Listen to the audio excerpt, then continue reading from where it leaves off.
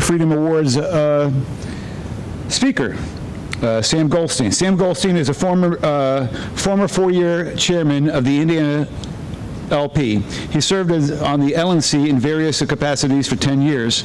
He has run for office 8 times. He has managed campaigns for Libertarian Party candidates from statewide races to local races. And one night of making phone calls, he and the vice chair of the county party in Indianapolis recruited 17 candidates. One night of calls. Man, Greg, that sounds like an inspiration to us. Okay, please welcome Sam Goldstein.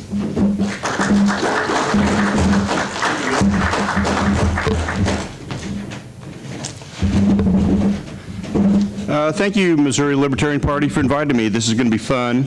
I tend not to lecture as much as hopefully get people involved in a discussion about the topic at hand, which is how do you recruit candidates, and once you have them recruited and on the ballot, how do you manage their campaign? So unlike other speakers, if you have a question during my talk, feel free to stick your hand up and we'll address your question. I might ask some questions of you. For instance, in this room, how many of y'all have already run for office as a Libertarian? Wow, I'm impressed. Very good. How many of you are going to run again in 2020? That's not enough. More people need to raise their hands. Can somebody answer this question? When is the proper time for the Libertarian Party of Missouri to organize their candidate recruitment effort for 2020? How about like 3 months ago? But as soon as possible.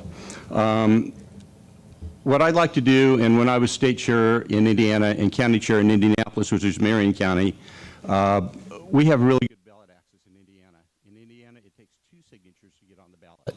The signature of the state chair and the state secretary, or the signature of the county chair and the county secretary if it's a county race or a state race. This allows us the flexibility of running a lot of candidates, and candidates ranging, as Bill said earlier, from paper candidates to those who are deeply involved and committed to their campaigns.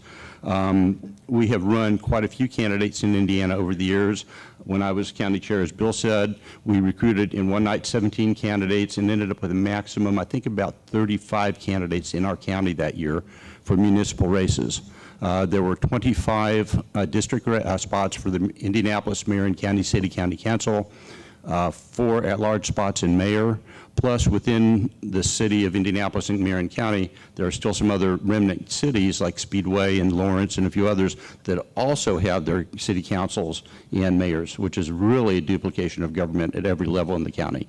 So we ended up running 35 or 40 candidates that year, more candidates in our county than in many other states in the country. As a result of that effort and the sheer number of candidates that we had on the ballot, the League of Women Voters and the people organizing local debates and forums woke up, and our mayoral candidate that year was in at least 15 to 20 different debates and forums around the county. Everybody wanted to have all the candidates there. There were 4 candidates for mayor that year because an independent socialist somehow got on the ballot as well.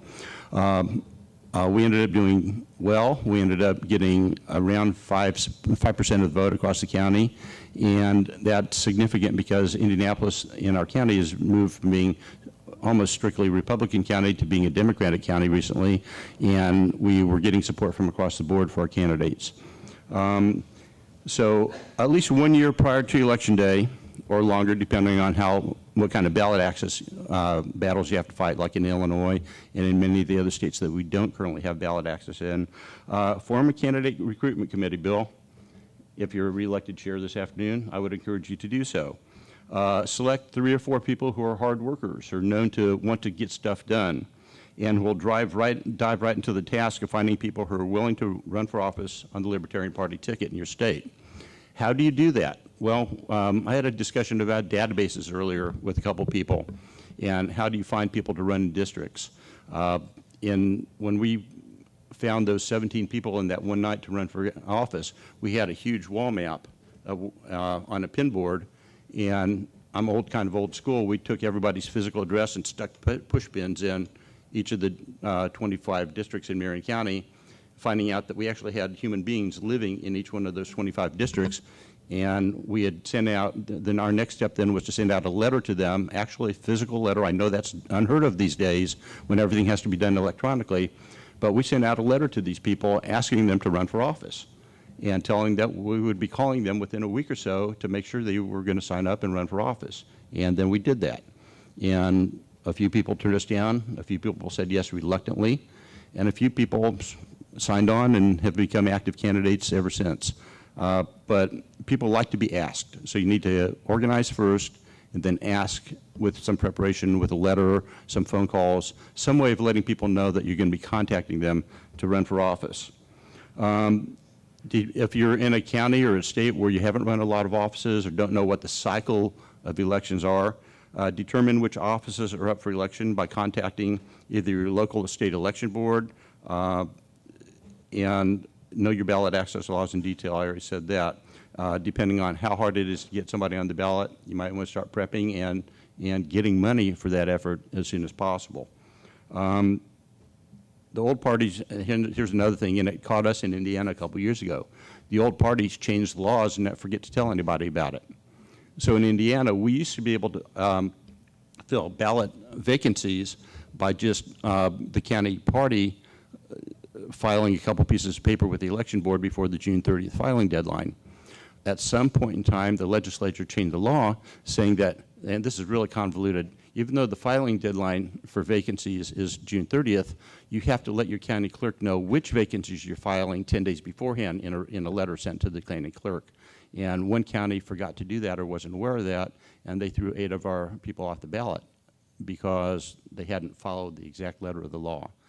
They could have cut some people some slack and let them on the ballot by amending the petition, but you know, the Republicans just didn't like that. In fact, in that county, I think it was the Democrats. But these are things that you have to be aware of. You have to be aware of the laws and how they change. Campaign finance laws are also something that you need to be aware of if you're running for office. Do you need to file campaign finance forms with either your county clerk or the state clerk? Somebody mentioned ethics forms earlier. I mean, that's been a big thing recently, that now at every level of office in Indiana, even for like Township Advisory Board, which is the lowest elective office, you still have to file ethics forms with either the county clerk or the state election board, just so they'll know that you're ethical enough to be a politician. Databases are very important because a database tells you a lot of things. It tells you, hopefully, when you have somebody's physical address, what district they're going to be able to run in, be it congressional district, state senate, state rep, all those boundaries cross over. And I think one of the things that the CRM project that the national party is working on will hopefully be able to provide state and then county people in charge, chairs, the ability to go into those programs and do a sort by zip code or sort by district to find out, and Sean's nodding his head back there because he's probably more conversant with than I am, but it's going to give us a lot more flexibility as a national party to give help to our state affiliates and county affiliates to be able to do things that we're supposed to be doing, which is running people for office. Set goals. Somebody mentioned setting goals earlier today. It's always good to have a goal in mind. So if I say, hey, Libertarian Party Missouri, the Indiana Party, we're roughly equivalent in the same size, is going to run probably 100 candidates next year, what would your response be? You going to beat us? Pat Dixon still owes me a steak dinner. I think he was state chair in Texas, and I think we ran more candidates than he did one year, and he and I had a private bet. And the Libertarian Party of Texas is one hell of a lot bigger than the Indiana Party. So you have to decide if you want to run a lot of candidates, if you're okay with quality versus quantity. It's an age-old Libertarian Party question. Do you want a bunch of candidates running for office, which is honestly my preference, because it at least gives people a choice other than the old two parties. They're going to have a choice on, when they get into the election booth, they're going to have Libertarian, Republican, Democrat, perhaps Green Party in some states, perhaps Constitution Party, but at the very least they're going to have a choice other than just the two old parties, even if that person's name just appears on the ballot and they haven't really done anything actively during the campaign season. Some people argue that no, we should just run high-quality candidates that are going to have a chance to win. And there are valued arguments for that too, but that takes a lot of money, as Laura pointed out earlier. We don't have a lot of money to spend, so you need to be as circumspect as you can by pinpointing a few candidates that you think could possibly have a chance of winning, and then giving the people a choice of a lot of other candidates. You really only have a limited time to recruit people. So you need to contact your potential candidates as soon as possible, get whatever paperwork that's appropriate filled out, have it, if you nominate by convention or if you participate in primary system in your state, however it is, start recruiting people now so that when next spring rolls around and the formal election process starts, that you know who's going to be on your ballot and you know what forms they have to fill out, and you know what processes they have to go through. Any questions so far? I know I'm fascinating, so I'll just keep going. Here's some truths about recruiting candidates. This is subsequent to when you send out the letter, subsequent to telling people that you're going to start asking people to run for office. People are actually flattered to be asked to be run for office.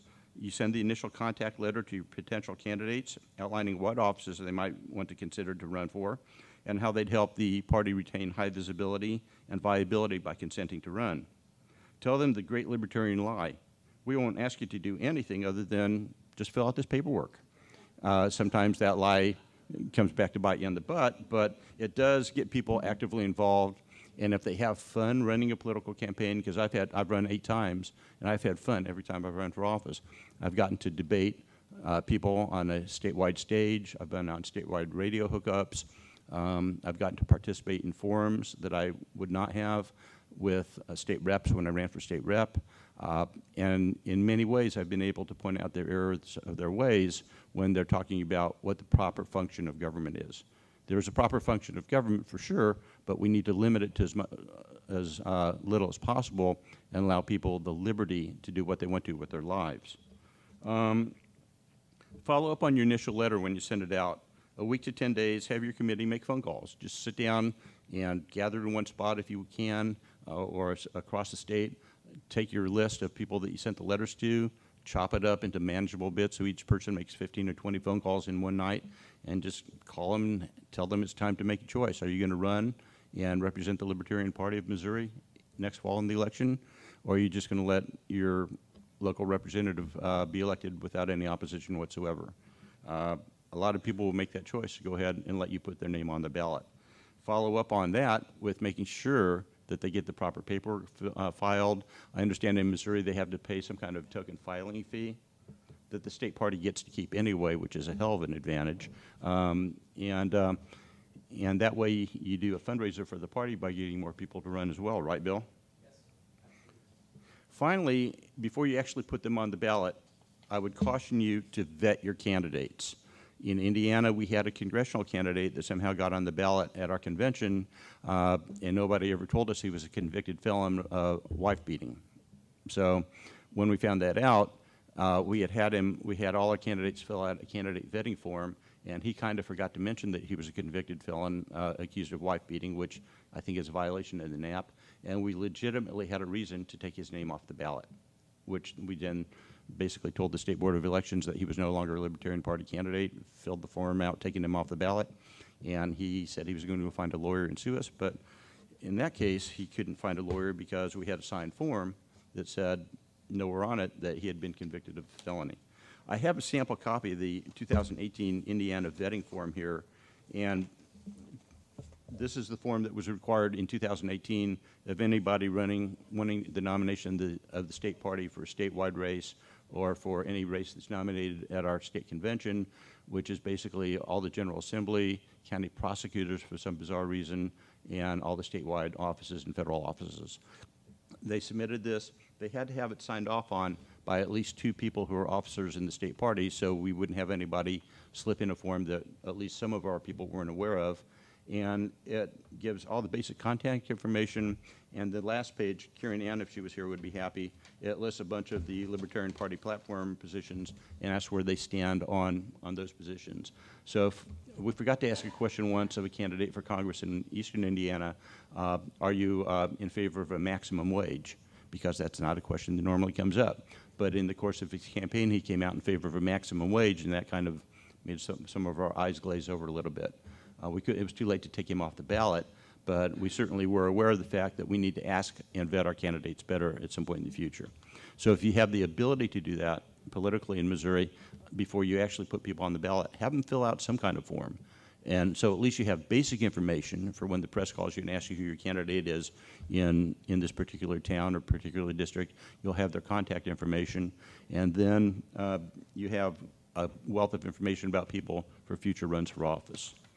Then there's also attached to this, and if anybody wants copies of all this stuff, I can certainly send it to you in a PDF file. My email address, if you want it, is sam.goldstein@lp.org.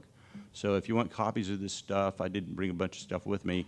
I'd be happy to send you copies of it and let you do with it what it is you want.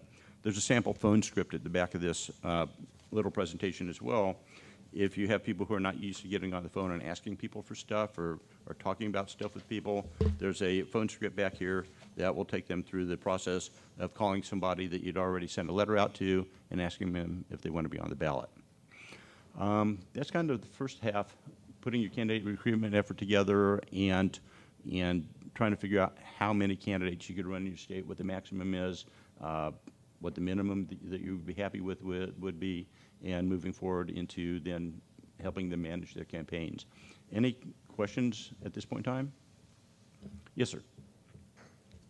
I think one of the challenges is finding people who are willing to make phone calls to those people. So you and one other person at least make phone calls. How many people do you have who will make phone calls? It really depends. I mean, making phone calls is not an easy thing for people to do. And that's why I suggest you try to do it in a group setting where everybody, it used to have multiple lines in a building. You don't have to do that anymore because everybody has cell phones. But if you have a central location where people could meet one evening and just sit down together, the group dynamics makes it a lot easier to make phone calls. And if you have somebody that's experienced and 2 or 3 people who are unexperienced but they want to learn how to do it, just sit down and make 2 or 3 phone calls in front of them on speakerphone. Have them go through the process of talking to somebody, convincing somebody to be put on the ballot, and then cut them loose to try to make their own phone calls. I mean, it's trial and error. You don't always get the right people to do it, but the more you try, at least you're eventually going to find some people who are willing to do it for you. That's the theoretical answer. Yeah. You had 100 candidates. How many people did you have on the phone to get those 100 candidates? At that point in time, I had the advantage of having a fully paid, full-time executive director. So he pretty much did what I told him to, and he made a bunch of phone calls. No chance. And he's, I don't know, you probably know, many of you might see his blog, We Are Libertarians. Chris Spangle was his name, if you're familiar with Chris. He was our executive director for the state party for about 6 years, and then we just couldn't pay him enough. But he was great. And beyond him, we had some people that were willing to make phone calls. But since he was a full-time staff member, he was the contact person for doing most of that work. And then we actually physically sent out physical mailings to every Libertarian Party member in the state as the initial contact letter outlining what positions were going to be open for those positions, and then contacting people either by email or by phone call multiple times. And we did vet some people and chose not to put some names on the ballot for a variety of reasons, but we had great success doing that and got a lot of people on the ballot. And we ended up getting, I think, 7 or 8 people elected in Indiana. Every single race in the state is partisan except for local school board. So it's really tough. And we still have straight ticket voting, which only I think 4 or 5 states have. So somebody who wants to vote for Libertarian down ticket really has to search for somebody to vote for and not just draw in the circle of what are the party symbols are at the top of the form, of the voting form. Okay, so once you have your candidate on the ballot, how do you organize and manage a campaign? And my campaign management part of this discussion is primarily aimed at statewide or federal races. It can certainly be scaled down to when I ran my most recent race in 2015 for City County Council. I had a campaign manager that was part-time, and she and I pretty much managed the whole campaign and did all these separate functions and farmed out like website to a couple people and Facebook page to a couple people. But we did most of the work ourselves in a smaller campaign like that. But for a statewide campaign for either federal or governor or secretary of state, if you have a big race there, or Senate, you really need a full campaign staff. The first time I managed a statewide campaign for the Libertarian Party of Indiana was in 2000, and we had a great candidate for governor. Very charismatic guy. He was a great candidate, very knowledgeable.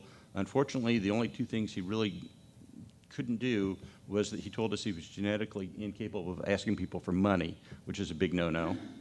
And then he also didn't know much about basketball. And in Indiana, that's a no-no. We had to educate him on Indiana basketball. So the candidate, basically, in that kind of race, has just two functions. The candidate talks to voters and asks people for money. The candidate should not be touching your website, should not be tweeting, should not be doing anything other than being the face of the campaign, establishing policy positions, maybe writing policy papers if you don't have somebody to write them, but the candidate should not be working on the website, should not be making phone calls except to thank people for contributions, should be the face of the campaign to the voters. The campaign manager, on the other hand, basically is the CEO of the campaign, oversees all functions and does everything else, and makes sure everything runs smoothly behind the scenes, and make sure the candidate gets to the appointments on time and in the appropriate dress. We had to teach him how to tie a tie also. I don't think he'd ever worn a tie before. But those are the kinds of things that the campaign manager does. Treasurer, self-explanatory, keeps all the books for the campaign, makes sure that the filings get done with either the FEC if it's a federal race or with the state, whoever in your state controls the finances for campaigns. Usually the Secretary of State's office has an election board. And that person, you really have to find somebody that's, first of all, honest and trustworthy and willing to go to jail if they mess up, because those are criminal offenses if you make serious errors on your campaign finance forms. Communications coordinator, basically all external communications other than on the internet. And then there's another coordinator that I've labeled news media coordinator or new media coordinator, and that would be Twitter, Instagram, Facebook, all the things that are more modern than I am at this point in time, so younger people probably know more about that. Event coordinator manages the candidate's calendar, schedules speaking engagements, manages debates and forums if there are such in that race, does all the things to keep the candidate up to date and on task as far as where they're supposed to be and when they're supposed to be, transportation, that kind of stuff, to make sure people get where they're supposed to go. Sean and I were talking about this earlier.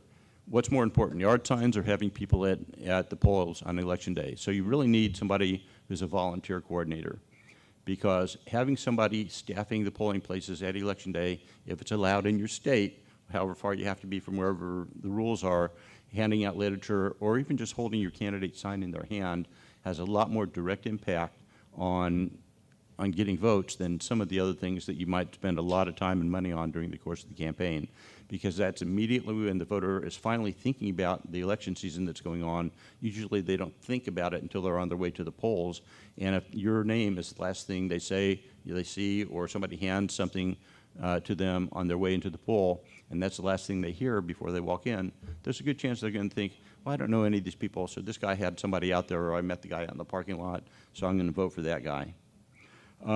What is the mother's milk of politics? I'll ask this question. You guys should know the answer. Money, absolutely. So you need a fundraising coordinator. Probably the toughest job to place in a campaign, because as with Andy Horning in 2000, people just don't like to ask for money. But you have to have money to do all those things that I mentioned above, to have a website, to have people running food out to your workers on election day, to have yard signs if you're going to get them, to do mailings such as Laura mentioned earlier. Those are all things that you should be responsible as libertarians to fund yourself in your campaign. The state party may have money to give you if they have targeted your race. The national party, on rare occasion, might have money to give you if we think that your race isn't going to be impactful on a ballot access race in your state, or if you're an incumbent running for election. Those are a couple of things we look at if we ever have extra money to give contributions to local candidates. But you need a fundraising coordinator to deal with the money coming in, the money going out, in cooperation with the treasurer, making sure that all the paperwork gets done properly, and that the money that's coming in is legal money that you could spend. In Indiana, we can't take contributions of more than $1,000 from labor unions or different kinds of business organizations such as LLCs and corporations, but there's like no limit whatsoever from individuals. So we like to see individual money come in rather than those other business entities. Finally, in a statewide race, you really should have somebody coordinating, at least at the level of each congressional district.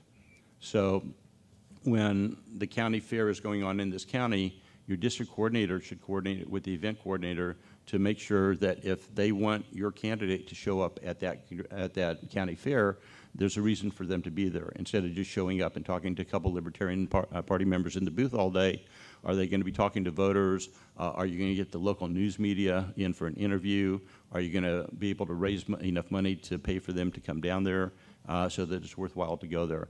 I sometimes discourage candidates from chasing all over the state if they're just going to go to a place where they're just talking to libertarians, because hopefully the people in the room are going to vote for them anyway. You need to give them a reason to get out into the public and talk to people, and your district coordinators in each of your congressional districts usually know the people in their individual counties that are going to be able to help you do those things.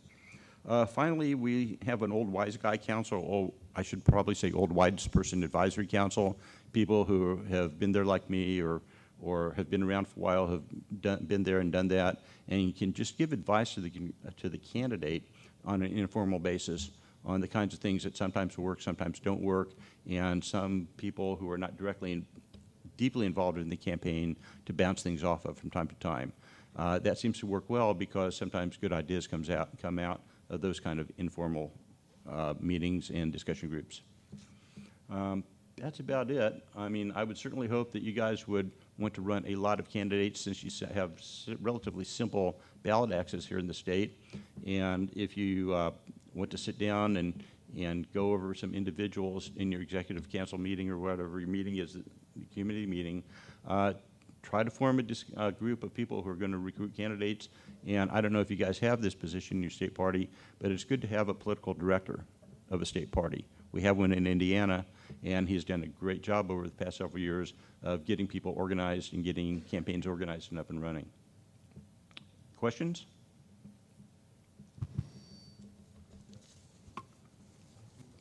Are you paying that guy? Pardon? Are you paying that guy? No, he's a volunteer. And he's actually from Nebraska. Laura knew him real well before he moved to Indiana. Have you found a different way to deal with the media now that their role has changed, given the proliferation of people getting their news over the internet? You know, that's a good question. Normally, the first thing I tell a new candidate, especially in a major office like congressional or statewide or even a state rep office, is the first thing you do three things. You go out and have good pictures taken.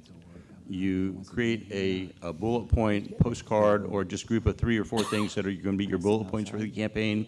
Then you send out a media kit with that picture in it to every media person that's in your market. And now there's a great proliferation, as you said, of people who are on the internet who claim to be press people or media people, and they might have an audience of half a dozen people to listen to them on a daily basis. So that's something that I don't really know how to address at this point in time. I mean, the major news media, the TV outlets and the newspapers and the radio stations, I still think get the great proportionate amount of attention from the public, and the people on the internet and on the webs think they do, but I've never seen them really have a direct impact on an election campaign to any great extent. Adam? Yeah, can you talk a little bit about different state parties having executive directors or not? I don't know how many there are in the country right now. Maybe could answer that. I honestly don't know the answer to that question, but I can tell you that in Indiana, when I joined the party in 1999, they had already had a full-time staff executive director for at least 5 years before that. And we continued that tradition through wealth and famine for at least 10 or 15 years after that. And Chris Spangle was our last full-time paid executive director. He resigned to go into the news media about 5 years ago. And quite bluntly, the state party has not done as well since we didn't make the sacrifices to have full-time paid staff. We've run fewer candidates. We have less organization than we did than by having at least him or one of his predecessors be responsible for the daily running of the party. I would highly recommend that if a state party does anything with money that they have stashed away is to hire somebody that's going to be paid staff, because volunteers are much harder to manage and to tell what to do than paid staff. So how important is it for a party, should they be prioritizing getting to that level of having an executive director, and what would you recommend for fundraising or organization support to make that possible? I would say it's extremely important. In Indiana, when I keep referring back to when I was state chair, but even my predecessors, we regained our ballot access in Indiana in 1994. We had it before, and then Ross Perot ran and attracted some third-party votes, so they raised it from like 0.5% to 2% in the Secretary of State's race. Well, that was the last time the National Party gave the State Party of Indiana any money for petitioning to get on the ballot, and we've maintained our ballot access ever since. So what they did back then, before my time in the party, is they formed a monthly contribution organization called the 1994 Society. And the minimum monthly contribution, I think, is $10 a month or $120 a year. And at the peak, we were bringing in almost $3,000 a month. And that was guaranteed money every month that we were bringing into the state party to fund primarily the executive director position. And that was probably 50 or 60 people contributing that. We had other people that would drop in single amounts from time to time or give us major contributions from time to time. So I think our total budget was maybe about $50,000 a year. It's tough to get somebody good to work for $35,000 a year because we had other expenses, but we had great success in finding people who were really dedicated to the cause, that were perhaps younger and didn't have a lot of responsibilities, but were bright, upcoming people in the party, and we were able to identify people that were willing to work very hard. I guarantee you that they worked more than 30 or 40 hours a week for us, and like some of the current staff and people at National that are on contract, I guarantee you those people work a lot more than they bill us for. I think there's a volunteer model and a paid staff model, and I think if it's at all possible, by making sacrifices maybe in other areas, if you could hire full-time paid staff, that would be a high priority if I was in charge of a state party.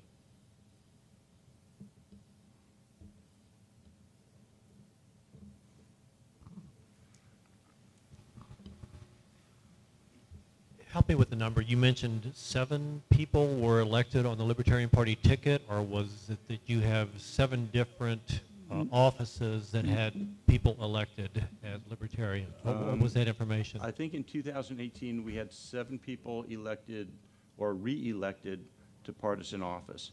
The highest level one is a town judge in Hagerstown, Indiana, Susan Bell, who actually ran unopposed because she's turned out to be such a good judge. The Republicans and Democrats in her town haven't put anybody up against her for the past 2 election terms. The first time she ran for town judge, this is a weird position in Indiana. It's an infractions court, and you don't even have to be a lawyer to be a town judge.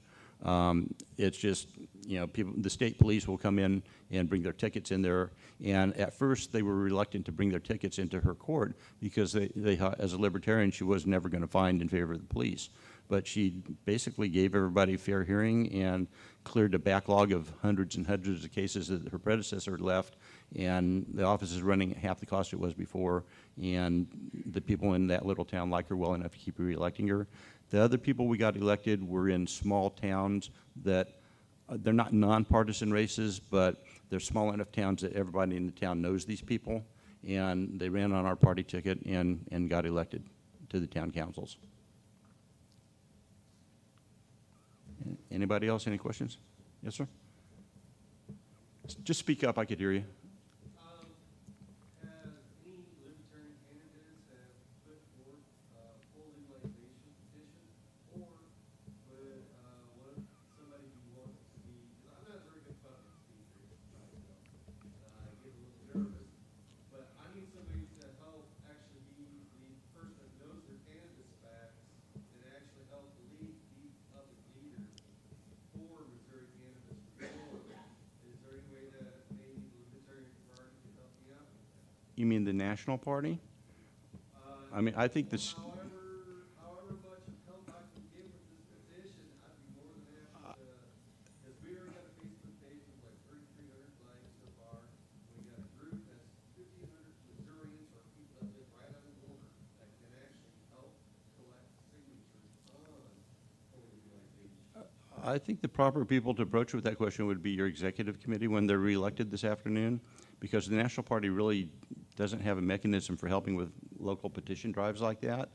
And there were 2 people in this room already today that apparently have organized petition drives on various factors, and maybe they could give some guidelines on how to do it, how to write the petition properly. First of all, how to get it filed with the Secretary of State or Attorney General's office, and then you got to have the money or the people to be able to get those petition signatures done in, I guess, what, a year, Bill, from the filing deadline? From the date it's filing, is it a year that they have to get those signatures in? Sounded like to me. But no, unfortunately, the National Party just doesn't have a way of doing that. Yes, ma'am. Just as far as if you're running in a local race and say, you can't find enough people to fill all these roles that you mentioned, do you think, is it more priority to find someone who can be a campaign manager or a fundraising manager? I'd say campaign manager, because the candidate at that point in time, like I did in my last city county council race, there was just myself and the campaign manager, and we found a few people to do a few other things from time to time, but I was the one that basically went out and raised money. The Republicans actually gave me $4,500 that race, because we both hated the Democrats so much they wanted me to pull votes away from the Democratic side of the ticket. And we ended up, I didn't win, but we ended up getting the Republican elected, who was much better for a choice for liberty than the Democrat was. So yeah, I mean, it's scalable downwards. I mean, if you only have 4 people, just split up the jobs to the best of those people's ability. Okay, well, thanks a lot, Missouri, and I look forward to seeing many of you. I'm going to put another shameless plug in for the National Convention. Look forward to seeing many of you at Austin, Texas next Memorial Day weekend, because they don't call us a party for nothing. We're going to have fun. Thanks, Sam. Thanks, Sam.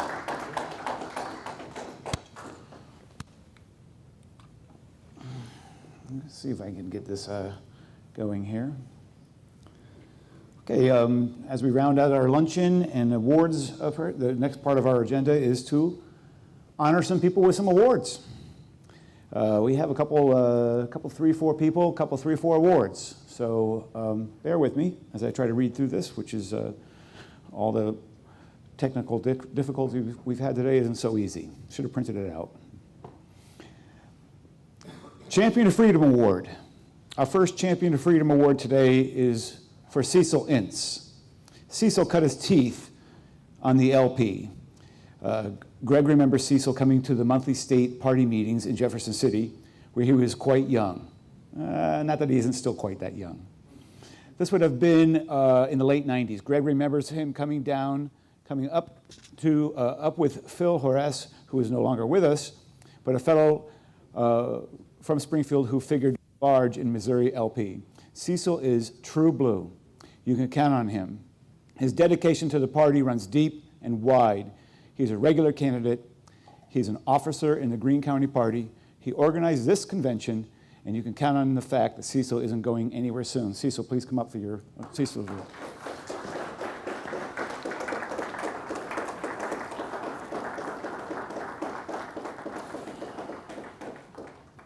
Oh, you love me. You really love me.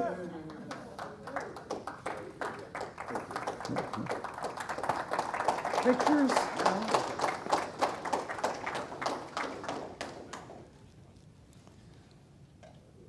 Our next Champion of Freedom Award is for Tom Rollett. Tom is a rising star and active in both St. Louis County and the state party. Tom took an initiative to create a program to activate county organizations. He got the blessing of the state party and is working on it. Already successful in getting the Perry County LP underway. One of the fellows he met there is here today. Is Wally here today? Maybe not.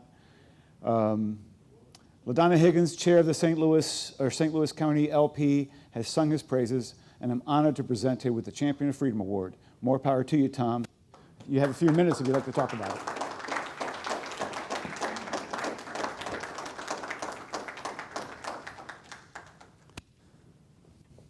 Oh, there you go. Anything you want to say, you can feel free. Not yet. Okay, not yet? Okay.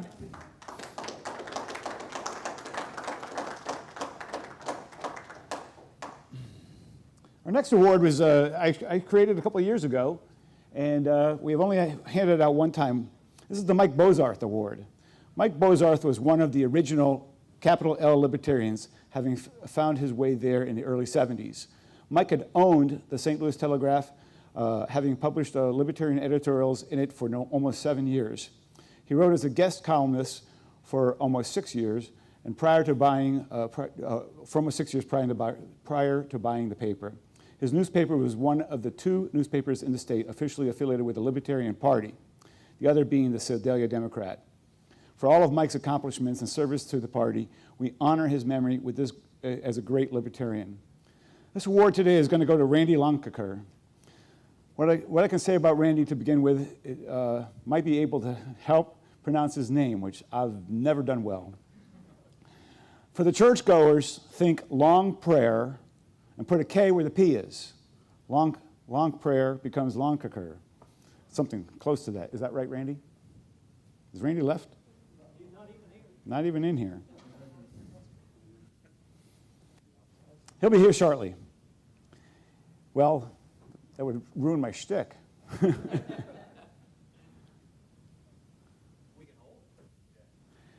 We'll hold? Let's hold. We'll start over with Randy if he shows back up. I got one more to give, and he's not in the room.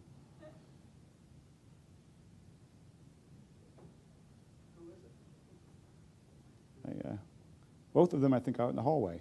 If it's possible. We can go on. Oh, I'm sorry. Okay, yep. All right, let's skip. We'll go back to Randy when he comes back, and I'll start from the beginning. We can get him in here.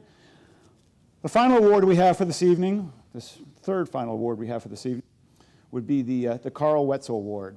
The Carl Wetzel Award is for lifetime achievement and is one of the party's highest honors. Carl Wetzel was a Libertarian Party activist, candidate, and state treasurer who suffered a heart attack several years ago, leaving no heirs. His $50,000 life insurance policy was split between the National LP and the Missouri LP, while $17K of his 401K had no beneficiaries and went straight to the state. This year, the party presents this award to Bill Boone. Bill Boone is dedicated to the party, and the party's principles. He shows up every event and helps out where he can. He participates in sign waves and flag waves. He has been instrumental in helping candidates in their local party navigate through their campaigns and make sure they have met their legal requirements. Anytime there may have been turmoil in the party, Bill Boone was the rock and held the party together. Bill Boone is someone who doesn't just lip service to liberty or freedom, he exemplifies it. What a love for liberty should look like in Bill Boone. He shows up every opportunity to support and defend liberty. Bill Boone.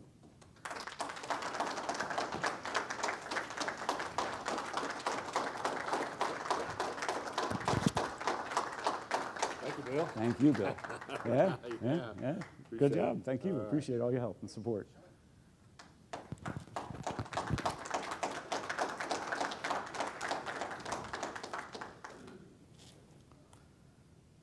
All right, well, I feel bad for Randy. He's been sitting there all day long. Let's see how it goes. I'm going to clean up this laptop.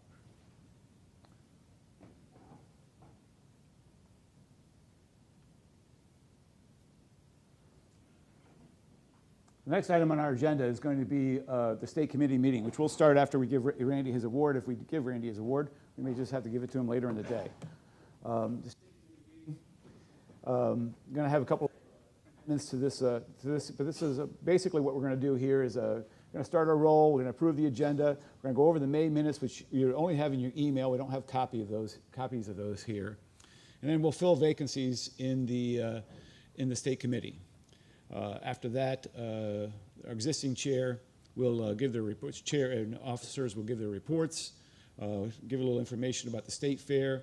I'm going to talk to you again about Show Me Freedom and how important it is to get data about the electronic Show Me Freedom to Sean to publish on the website. And we'll then have our officer elections. We're going to form our new executive committee, and then on to new business and announcements, and adjourn the state committee meeting. This could take, what I've left out of here and what's not on here, what I meant to say was this was the opportunity at the very beginning of this to propose platform change proposals, or platform changes, thank you.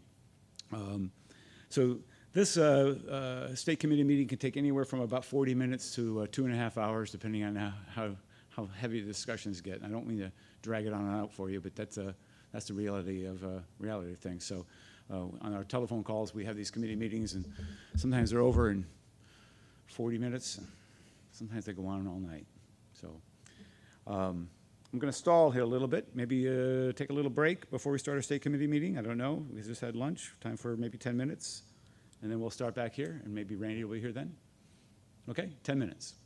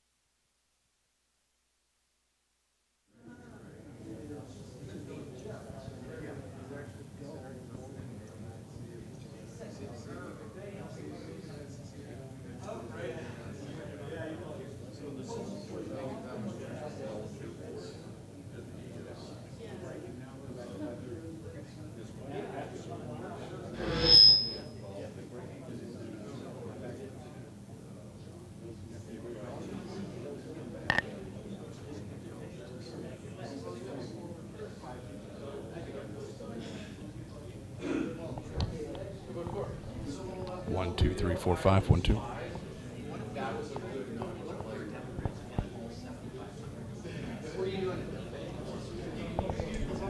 1, 2, 3.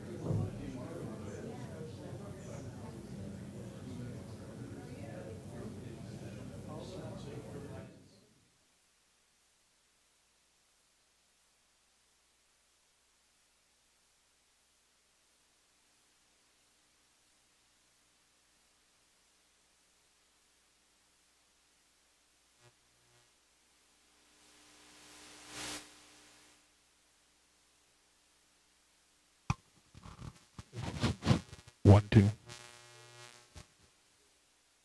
1, 2, 3. 1, 2, 3, 3, 3. 1, 2, 3. 1, 2.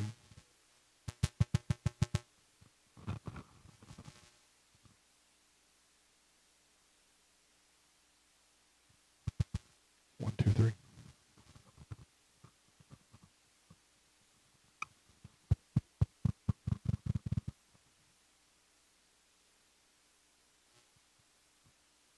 1, 2, 1, 2, 1, 2, 1, 2.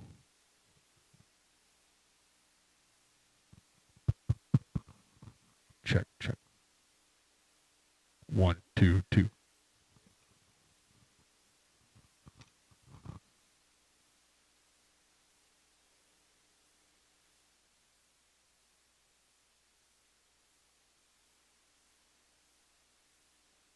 1, 2, 2, 2, 2, 2, 2, 2, 2, 2, 2, 2, 2, 2, 2, 1, 2.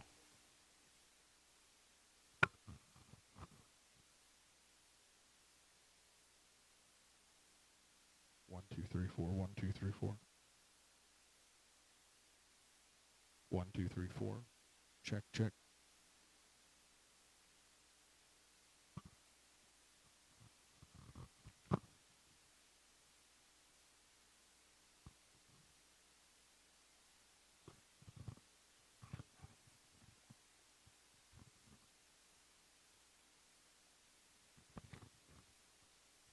1, 2, 3. 1, 2.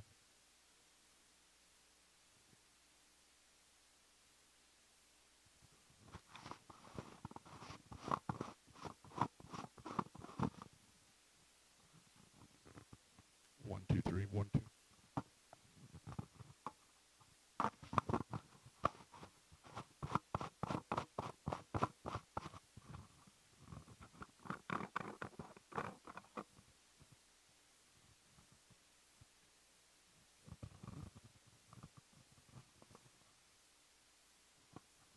1, 2.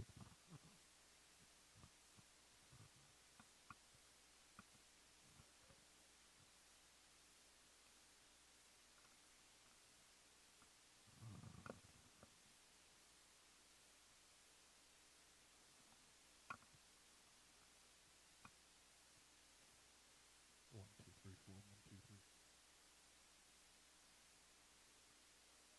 Test 1, 2, 2, 2.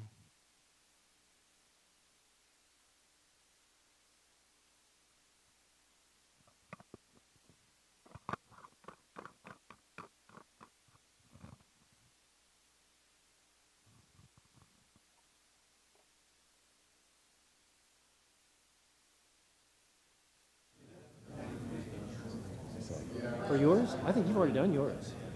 For your, for, you know, I'll for probably your, just repeat it.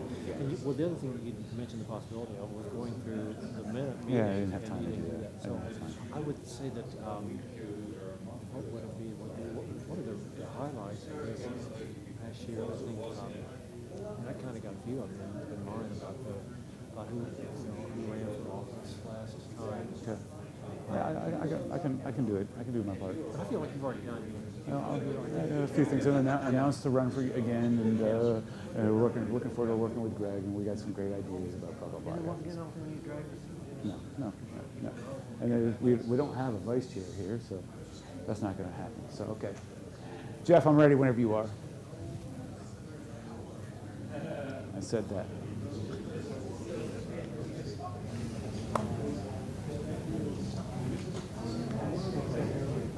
The note that I got from Ron, he said that he is still interested, even though he's not here today, of remaining on the state and the executive board. Is there a nomination process that I can do to help make sure his name gets in? He's in. No, it's Okay, I just we'll figure that out when it comes to a state fair business. Just bring it up. Yeah. Just Okay. make a proposal. Okay.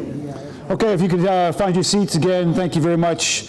10 minutes always turns to 15, and that's not a problem. We've got an afternoon to kill, and I'm try not to get bored at all.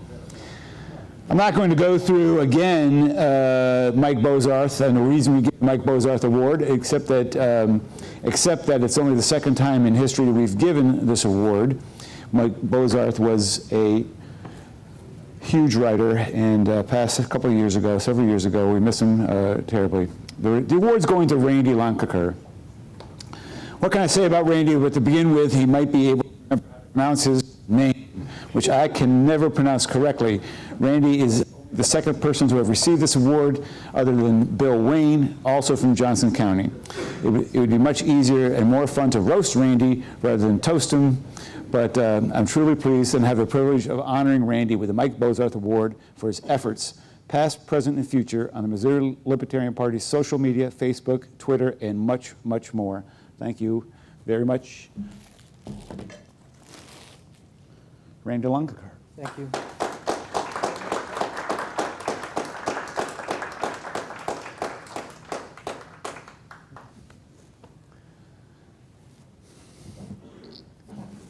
Okay, this is going to bring us to a part of our agenda. We've had some discussions in the back of the room. Again, I don't know how long it'll take us to get through the state committee meeting. But when we're finished with this, there's potential that we may have a long break before dinner, and we'll talk about how we're going to manage that break when we get to that point. Kind of stuck on, okay, anyway. I want to call to order the state committee meeting during the 2019 state convention, which is technically our June meeting. The first thing we're going to like the item on the agenda would be to call the roll. So for those of you that are on the state committee or executive committee, can you stand up and make yourself recognized and let Randy record that for us? Greg, you can call those off.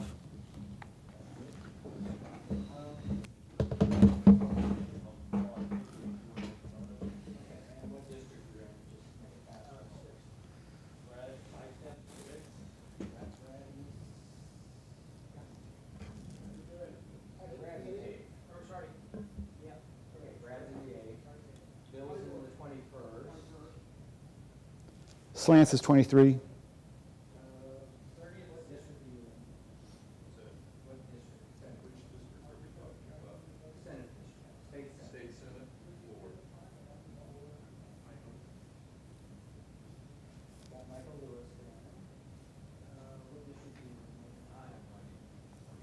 Eric Harris is 13.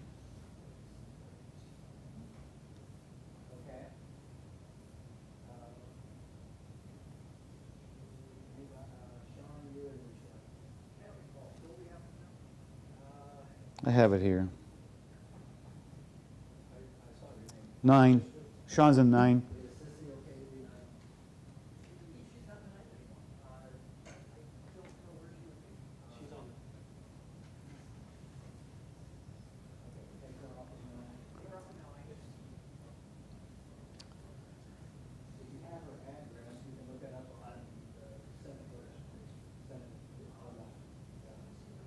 Bill Boone is here. I don't, he's here. He's in 30.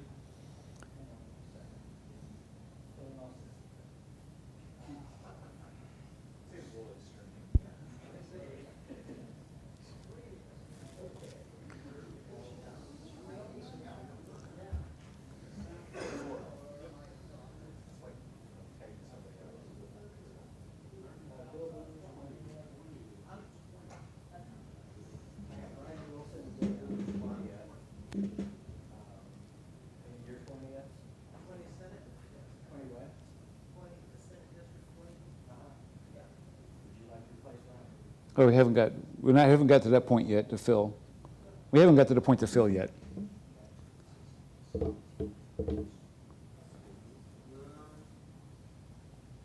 Okay, is that the roll? All right, today's agenda is a roll call, which we've just done or we are doing.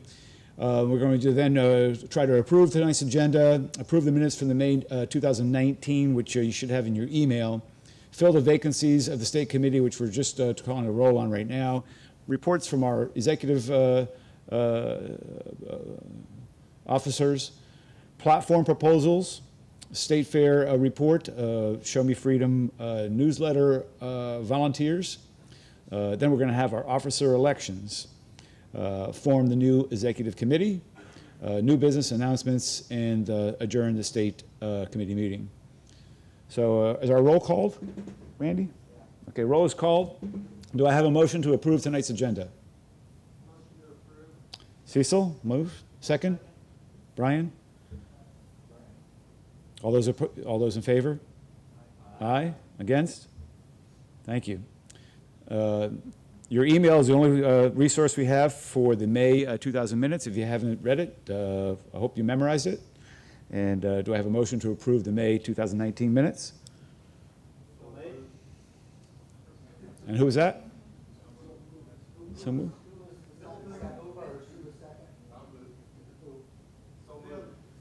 Bill Boone? Second?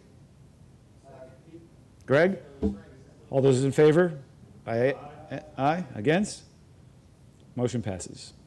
All right, our next piece of business is to fill vacancies in the state committee. I got a couple of updates for you right away, Randy. Obviously, Rob Cunningham's no longer in 4. Steve Shaper's no longer in 5. You can probably make these changes yourself. I don't think Ned Kelly's in 8 any longer. Tony Kirk we're just removing from 10, maybe, depending on our elections.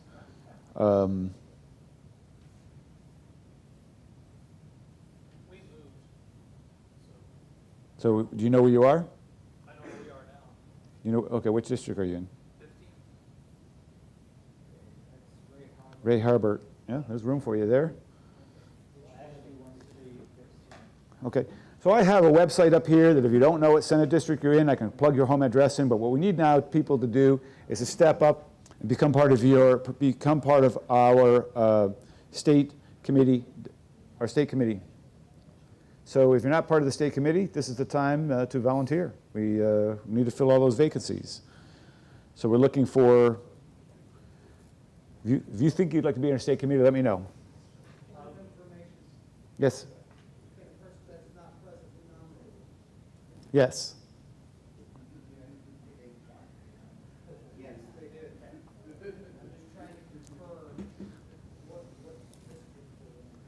Yeah, Randy, can we fill those vacancies post-meeting? Do we have to fill them tonight? Because all we're concerned about today is who's going to vote. What we're doing is having you appoint everybody. Anybody that's new, nobody except for me and Bill have gone to districts probably. Okay. So you're basically just appointing So everybody. we got lots of time. Let's get it done. So our business right now is to fill the state committee. Brian. And I was just curious, minutes, by the way, apologies, I had listened, you said you were 6, and I thought it was like U.S. congressional, or state senate. What? Or you're calling us what we are, because I mean, on minutes, it has to be congressional, U.S. congressional. That's the state senate. This is state senate. State senate, okay, so I just wanted to make sure, because. What state senate? I am in, as you said, 8, because U.S. congressional, which is 6, which is what I had to read last week. He would fill in for Ned. He would take Ned Kelly's place. That would be Ned Kelly's place. You know Gus's last name. Tom. Tom. Do you know Gus's last name?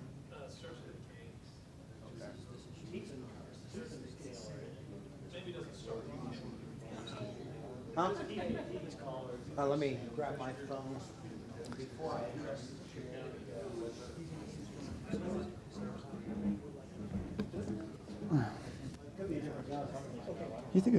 You think it's appropriate for me to read through this list if people know this I don't think status? we need to. I don't think we can move on. Okay. Okay. Yep. Yeah, Tom. Can you be on the executive committee if you're not on the state committee? Yes. Okay, so we're good there. Okay. Is there anybody else that is not on the state committee that would like to be? Anybody else here that would like to be on the state committee, or we can recruit to be on the state committee, or we can persuade you to be on the state committee? Trying to get Robin Dominic, she's looking up her state Senate district right now. I can do it real fast. I have it up already. Permission to address the chair? Sure. I'd like to recommend or recruit or appoint Gus Typhon 16. No, that's a vacant. Sorry, which district are you looking for? 16 is fine. No, the legislator. What is, okay, first name? Your address? I'm not going to put that on Facebook Live. But.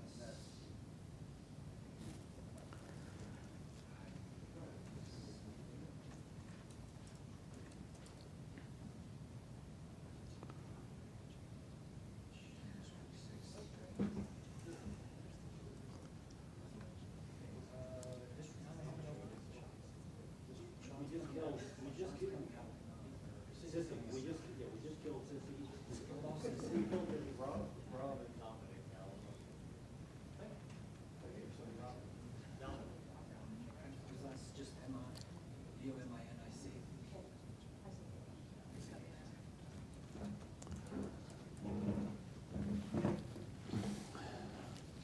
Anybody else that is not on the Senate committee that would not? Last call?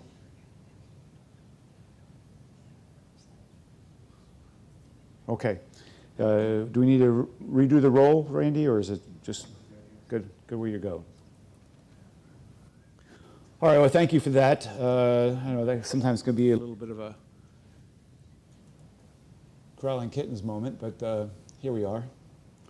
The next item on the agenda is the officer reports. I'll go first as chair. I'm going to just repeat myself from a few things from this morning. For those of you, of course, who weren't in the room, that'll be the first time you hear it.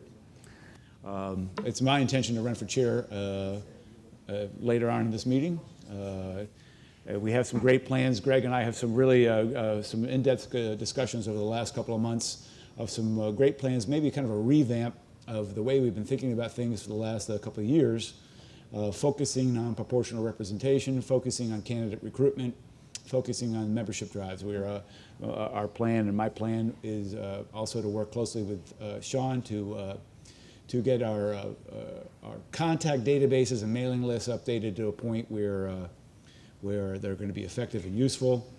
And you can count on me to attend every meeting and do the best I can to represent you the best I can.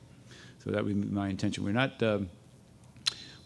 Our vice chair is not present. And I was just asked Randy if he has anything he wants to say as secretary.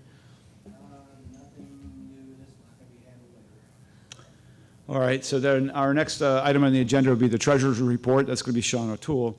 Sean's going to, we're going to go ahead and make this attempt to plug his laptop into your HDMI cable and see how that works.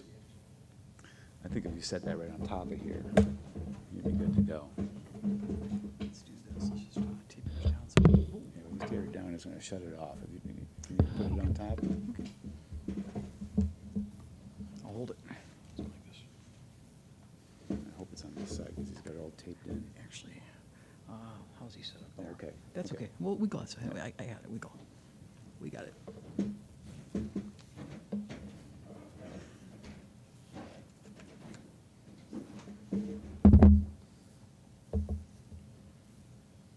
Can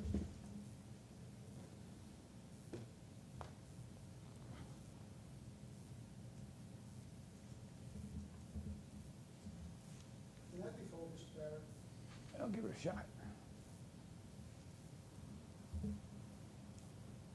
Perfect. Close.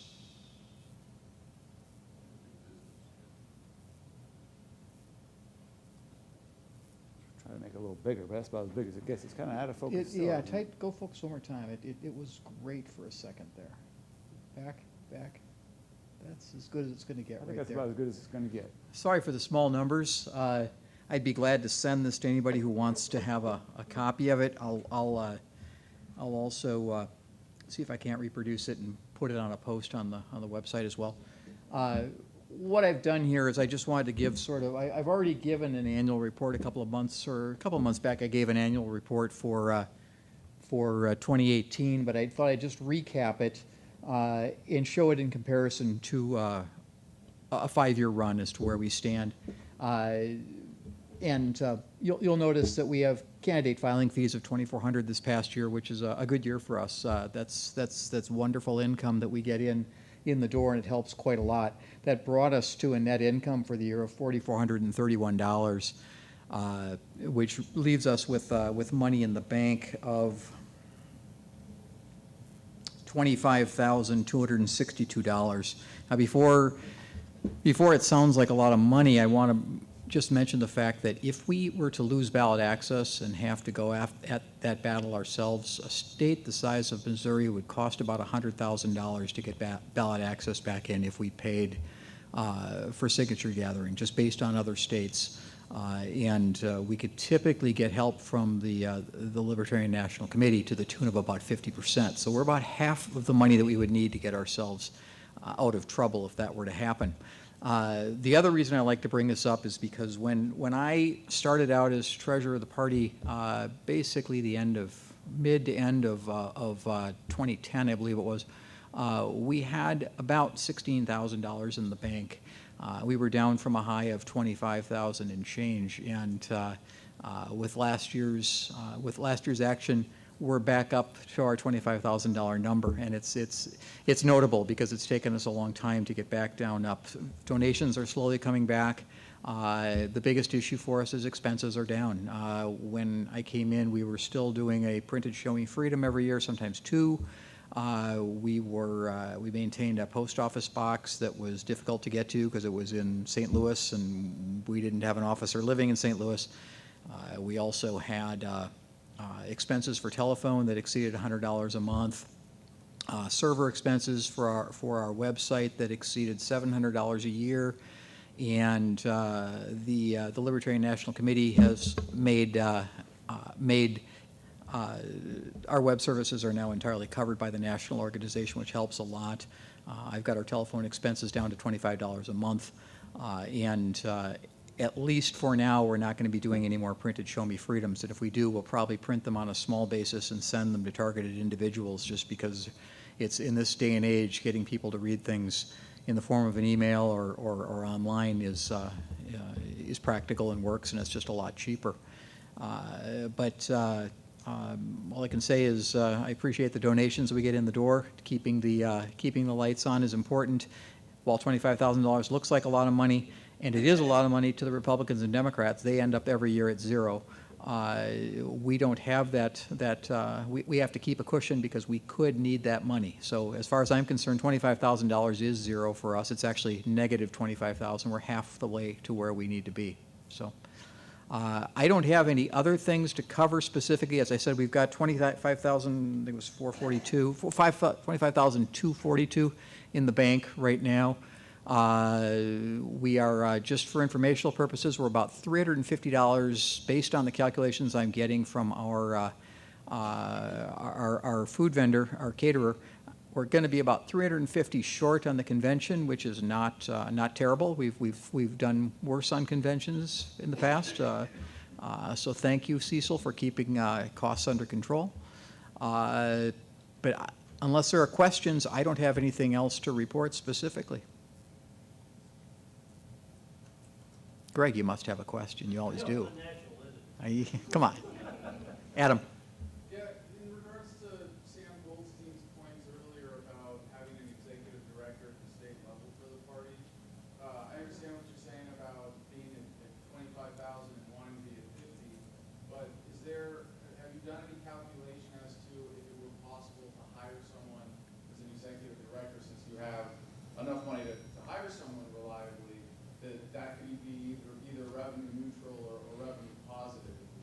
It's a scary thought, but you're probably right. It could probably be revenue positive in the long run if we hired the right person and if they were to take fundraising seriously.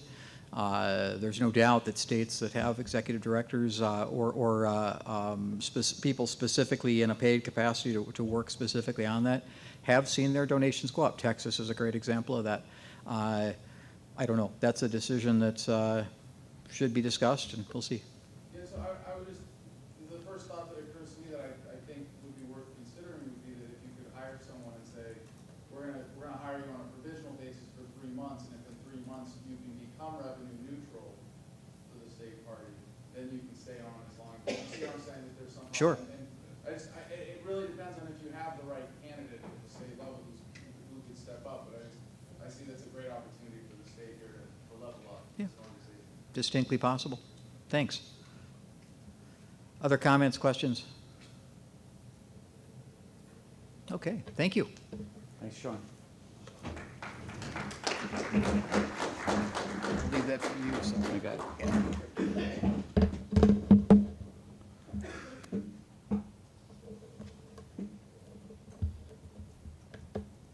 Hopefully. It'll work. Maybe. Yep, there it goes. Look at that. Fantastic. Oh, Sean. Webmaster report. Sorry. Yeah, I thought you were last. But I'm very proud of the web. I think Sean's, just so you all know, Sean has put a tremendous amount of work into our website, and it's evolved. He'll tell you a little bit about where we've come from and how the national website is going to help us out. But the amount of work that Sean has put into it over the last 2 years is just amazing, and he should be a big hand for Sean there. Thanks. Thank you. We promised it for a long time. It took a long time to deliver it, but the new website, I think, is doing a good job of promoting the party. It looks good. It's mobilely responsive, so that someone on a mobile phone sees the site as clearly as someone coming in on a laptop computer. Right now, we pay no money for our website. It's a service provided by a grant from the Libertarian National Committee.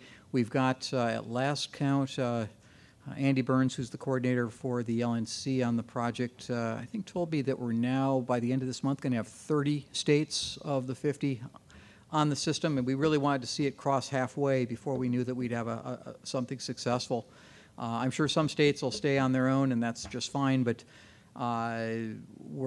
so far we're very happy with what we have. For the first time ever, we've been able to blend our national data. So when somebody, the circle is now complete, so that if somebody goes to the national website, fills out their name, interested in information on the party or volunteering or running for office or what have you, that used to come in and basically get lost because we'd get it in dribs and drabs and mailings to us, and then it would be up to us to follow through on it and everything else.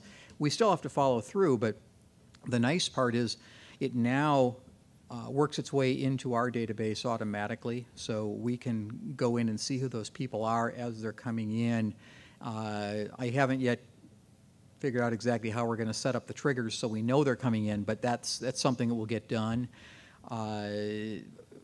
Along the same lines, we've been able to now take all of the names. I took recently the last contacts from the last 5 years that came in through the LNC and blended them with our own state announcement list and built a list of about 3,400 people. We've made 3 mailings, all specific to the state convention, to that list of 3,400. And as one might expect, we had some bounces and we had some unsubscribes. The list is now down to just over 3,000. I think it's probably going to fall to a total of about 2,000 by the time we're done, primarily because that LNC list, it's not what I would call a clean list. It's not the list they mail from. It's just simply the input list that comes in to the National LP website. And then they run it through Constant Contact, and they get their bounces cleared out, and they get their unsubscribes and everything else. But we get the list raw and build that in ourselves over time. But we're going to begin some campaigns in the coming months to begin to build up that list and get it bigger. I figure we're probably going to lose 7% every time we put out a mailing just on unsubscribes for the foreseeable future, probably for about another 1,000 members. But we've never been able to get mailings out to everyone across the state of Missouri to the degree that we do now. And Greg and I will be taking advantage of that and in the coming months, and Bill, and attempting to grow the list, grow awareness of the LP, grow awareness of libertarian principles, increasing our donor base, and ideally getting more candidates for public office. So that's, I don't think I have anything else specific on the website, but glad to answer questions. Yes? I'm right here, just to state at least. I've been a national member for a few years. I didn't even realize I needed to have a state affiliation. And the website it's clean, it's easy to navigate, but I didn't know who any of the officers were until I talked to Randy. There's not a list of who is the chair, and who's the vice chair, and who's at large, Is it in there? or anything on the website. I'm reading from The it. information about this convention. It's not easy to get to, though. A month or so ago. I'd heard about it on Facebook, and I've been waiting and harassing people online, like, when can I buy some tickets? I think I was still Sorry. It took a while to get all of the forms ready and everything to do the online event registration. Sorry about that. I prefer everything online. Please don't ever put anything in the mail. I agree with you. Bill I think Bill is saying on the website, you're finding the officers, are you not, Bill? They're in Yeah. there somewhere? Yeah. Yeah. It takes a little work to get into, and it shouldn't. It should not take that kind of work to get into. And we can probably, we'll continue to refine the website over time and clean up bits and pieces. It's in raw form right now, but it's way better than it used to be. Any other questions? Thank you. So on that, thank you, Sean. On that drop down who we are. Don't click who we are. That'll take you to National LP. Drop it down. There's a little drop down on who we are. You'll get the platform, the principles, the leadership, the elected officers, affiliates, bylaws, and how to contact us. So just drop that down on your thing. It's who we are. Our next item on the agenda is a report from our executive director, Greg Talapik.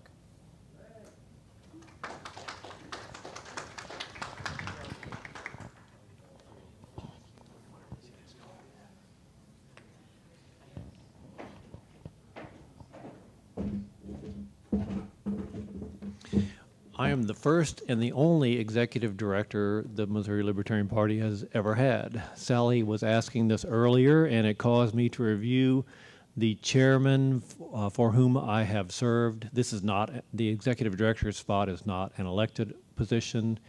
It is basically someone that the state chair can appoint with the approval. At least that's how it happened in my case in 2000 when I first became the executive director under Chairman Bob Sulentrup. Since then, we've had Glenn Nielsen, Sissy Spraggins, and now Bill Slants. I think those are all the chairs since I was made the executive director in 2000. It started out for about a year and a half, I think. I was writing myself a check for $300 a month until I got to the point where I realized I was not contributing $300 a month in effort. And after about a year and a half, and I've worked it on and off with some degree of effort ever since, but not worthy of paying myself. So I've been volunteer ever since about 2001 and a half, and I'm 61 and a half now. This is a state committee meeting as opposed to an executive committee meeting, and just to review, the state committee is authorized by state statute. Each established political party is supposed to have a state committee which speaks for the party, and I think that the two major parties and we have appointed an executive committee to handle our day-to-day business. Whenever the state committee is not handling business, we are the state committee today. The last meeting that the state committee had was the Saturday before the filing period began in last year, 2018. And that was the first time that we ever did our embedded nominating convention. Whenever we nominated our state Senate candidate, Japheth Campbell, and our state auditor candidate, Sean O'Toole. First time we had used that process. We will use that process again this will be the second time only, and that meeting will be February the 22nd of next year. But we will have many more offices. We set it up so that we have the opportunity, but not the obligation, to nominate all of our statewide candidates at convention. And that's all the details are in the bylaws in regards to the nominating convention. And it's not universally approved of. It did pass, and it can be changed. But I would like to see us try it again. Numbers. We have been running pretty steady at about 250 dues-paying members living in Missouri, contributing annually to the National Libertarian Party. And that number has been fairly constant for several years now. Another number, I just finished submitting to the Secretary of State's office our submission for the official manual of the state of Missouri, which is published biennially. The next issue is for the 2019-2020, they call it the Blue Book.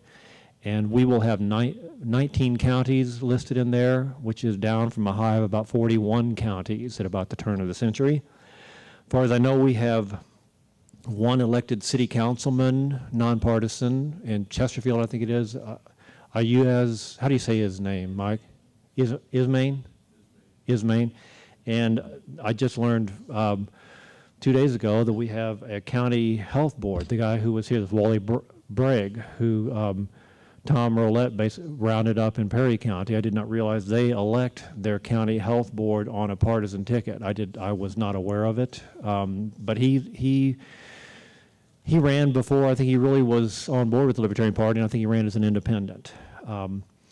The party was formed in 1971. We were established as a political party in Missouri. We've maintained an established party status since 1992. So basically, we've been a political party for about a half a century, and we've just passed the quarter century mark as an established party in Missouri. And so far in Missouri, in this quarter of a century, we've elected one person on the Libertarian Party ticket.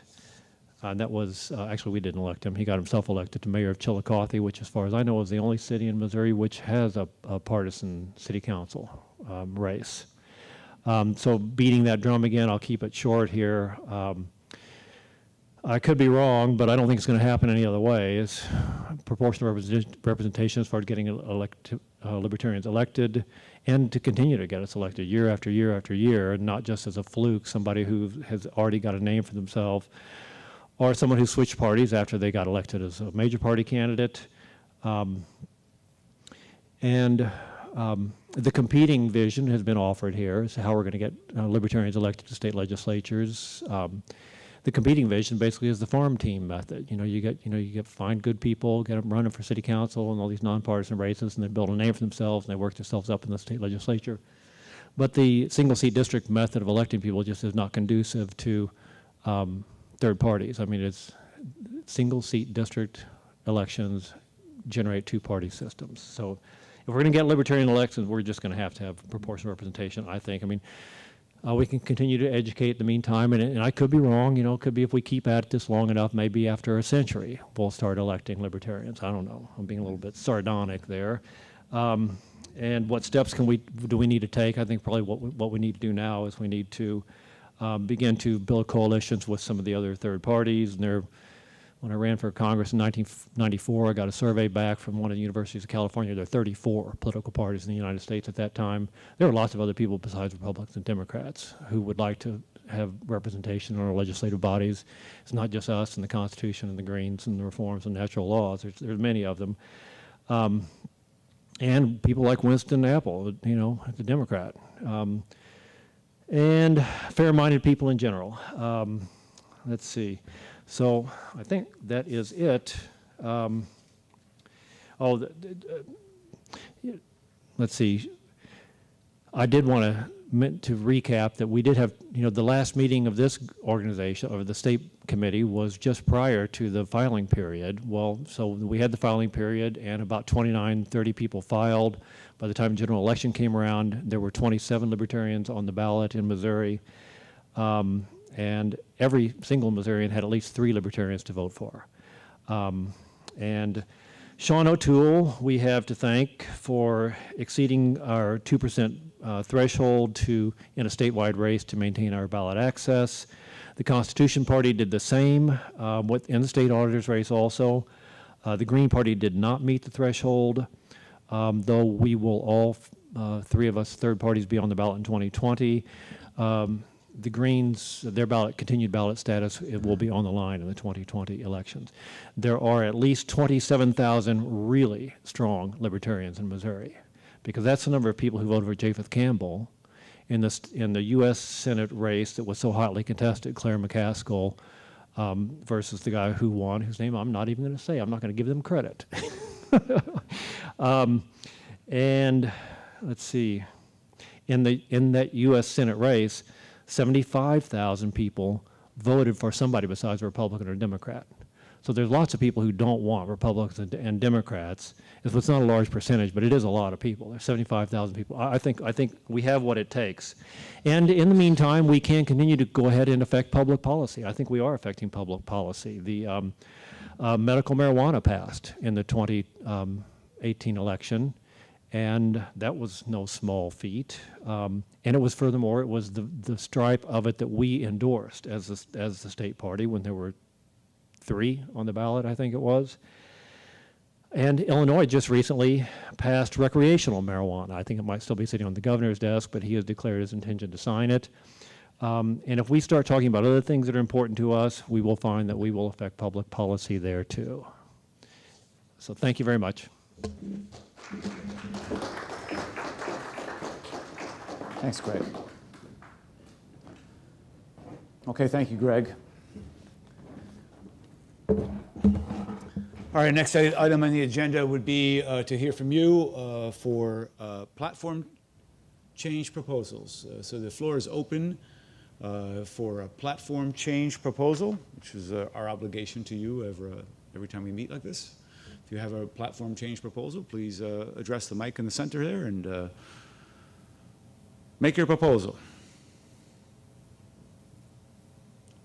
All right. Hearing none, we'll move on.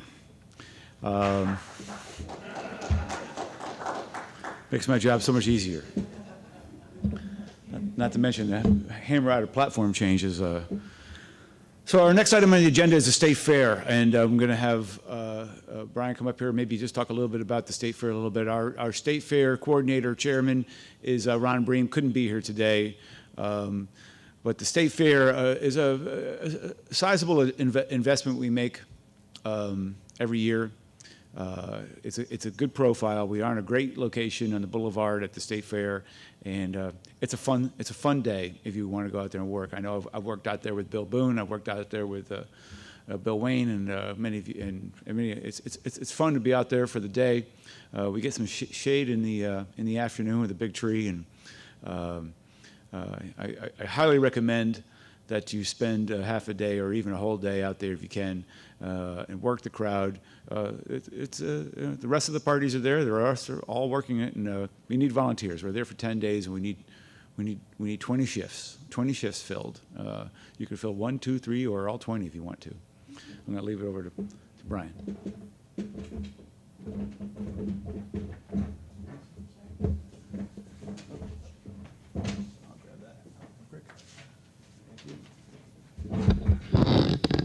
So again, my name is Brad Eichstead.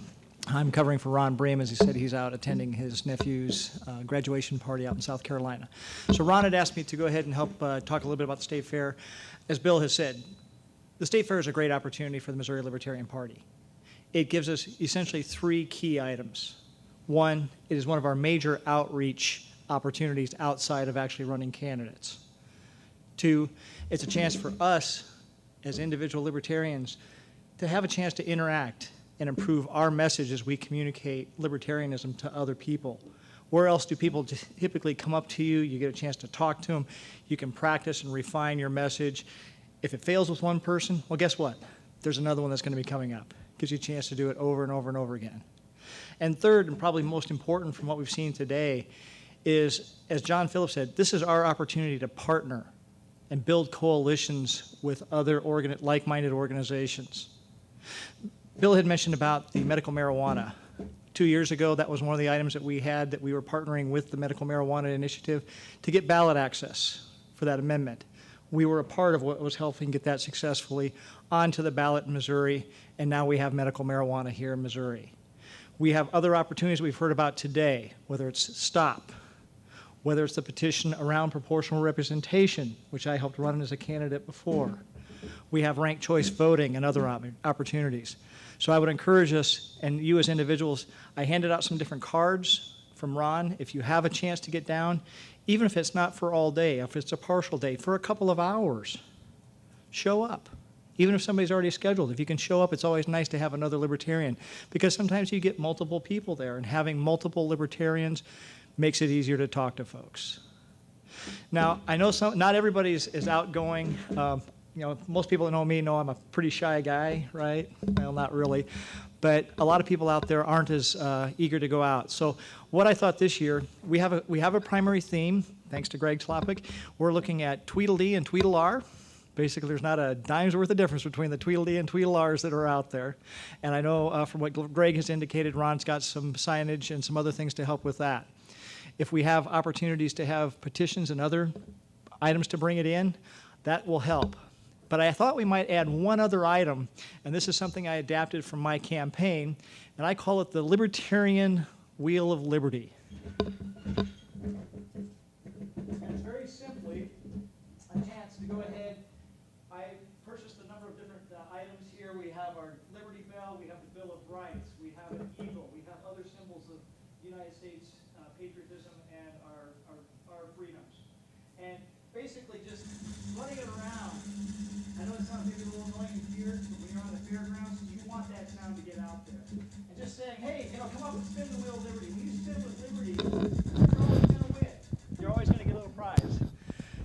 So very simple. Again, I've basically purchased some of the different items on here. If anybody would like to donate any item to essentially be, you know, maybe a set of something that's out there, we can subdivide these out even a little bit further.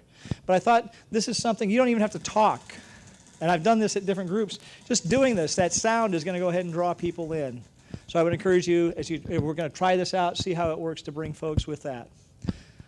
With that, again, I thank you for your opportunity to address you this afternoon. Ron and I would be happy to take your applications to help out with the state fair. As I said, I've got his cards and contact information. Thank you. Thank you, Brian. Thanks, Brian. Here's your cards.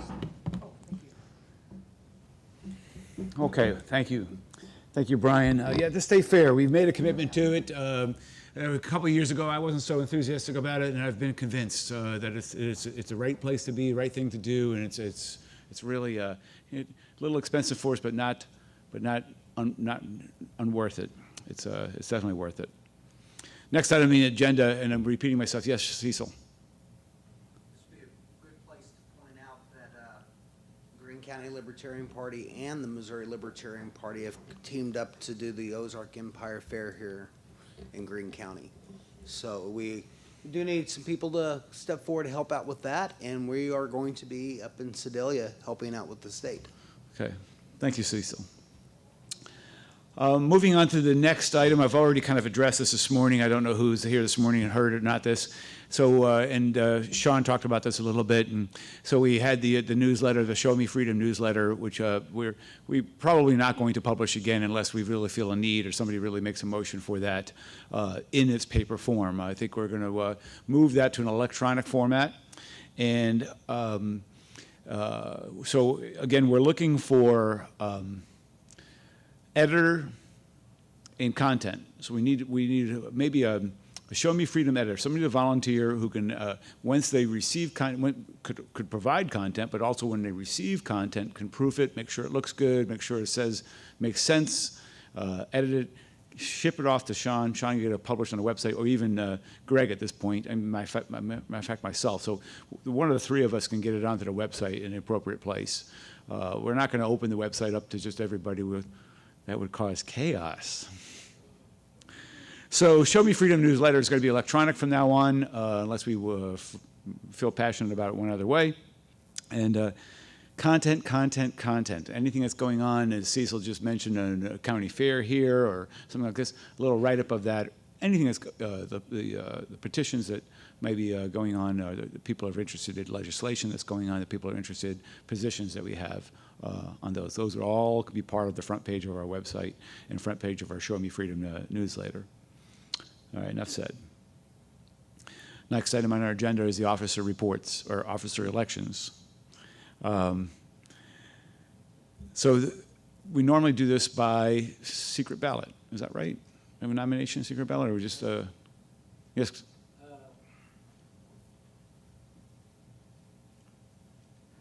Unless we have more than one candidate running for the same office, we just do it by raise of hands. Raise so of unless hands. somebody runs against one of us, which everybody's welcome to do. Thanks for the clarification. So the first position that's available for officer elections, of course, would be the chair.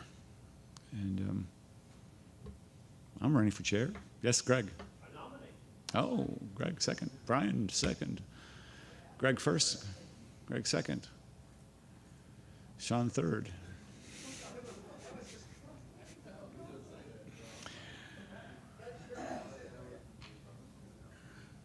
Any other nominations for chair? All those in favor of me being chair, please indicate by saying aye. Opposed? Well, thank you very much. I'll do my best. Try not to let you down, and we'll move on from there. We now need a vice chair, and go ahead, Randy. I nominate Cecil Ince. We have a nomination for Cecil Ince to be vice chair. Second? Second, Brian Eichstead. I'm sorry, Brad. I'll get it right. I've called you Brian all day, haven't I? I don't even know your last name now. Anyone else running for vice chair? Noda. All those in favor of Cecil Ince being our new vice chair, I'll indicate by saying aye. Aye. Those opposed? Vice Chair, Cecil Ince. Thank you very much. Next officer would be for Secretary. Bill Wayne nominates Randy Lonkaker with a prayer. Bill Boone has a second on that. Any other secretaries?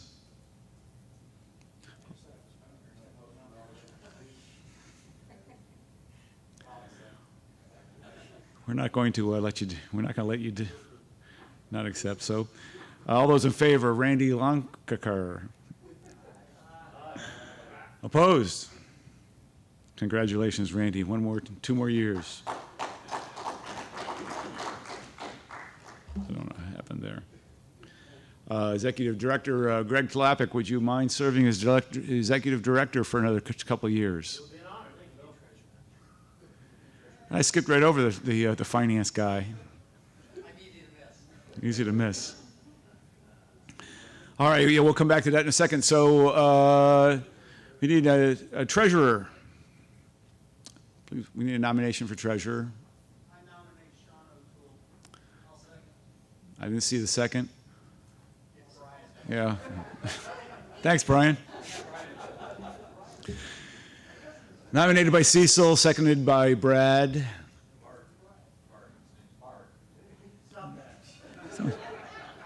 You'll sell me on it. Confused enough. It's a long day. Any other nominations for treasurer? All those in favor of Sean O'Toole being treasurer for another 2 years, please indicate by saying aye. Aye. All those opposed? Thank you, Sean. See you in 2 years.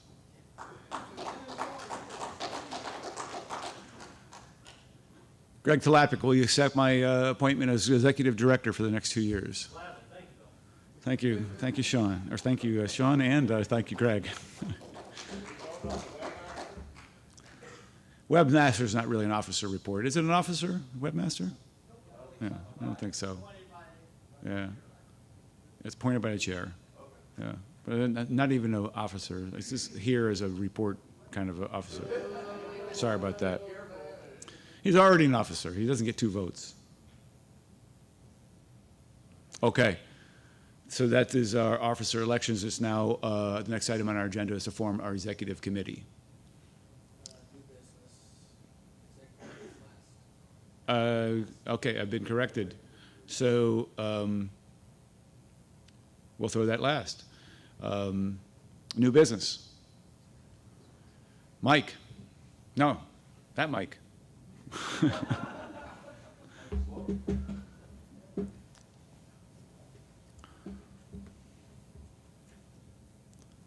Mike Lewis. In a discussion with some of our St. Louis County members, it's become aware to me anyway that, and many of the others knew, that there's a severe inability to log into the phone system that we're currently using for the executive committee meetings, depending on the platform and your vendor and that sort of thing. Nick and others have several other suggestions of systems that we could tap into that aren't dependent on the compliance of your particular vendor. And even Greg has pointed out the fact that he can't do it on one system but has to do it on his mobile phone. So we'd like to propose that the committee switch systems. Come up with conference calling somehow. That people can tap into. Mm-hmm. The other issue is that it seems like notification about the meeting and the phone number going out, it's inconsistent. I've got a notification about a third of the time in the last year. And so we need to be more careful about that too. Good idea, good points. I do know that the freeconferencecall.com that we were using had changed their contact number without notifying us. So that there's probably a couple of notices came out from me without that updated telephone number, and we'll work on that. It's a great idea, Mike, that we have a more. All kinds of issues with advertising agreements and all of that sort of thing. Yeah. There's at least one system that they proposed. It's like all of $15 a month that opens up a platform for anybody to log into from a variety of devices. Yeah, that sounds like a wonderful idea. I think we should research that. It'd be a lot easier than getting, if we could run a conference call, through a cell phone network. I don't think anybody's using anything but I don't think anybody uses landlines anymore, but I don't know. Thank you, Mike. We'll make a note of that. Changing any other new business. Yes, Jeff. If anybody wants to get a hold of me, I do a lot of video and telephone conferencing for my business. I can kind of give you an overview of what's available for systems. Providing assistance from Jeff. Thank you, Jeff. New business. Yes, Brian.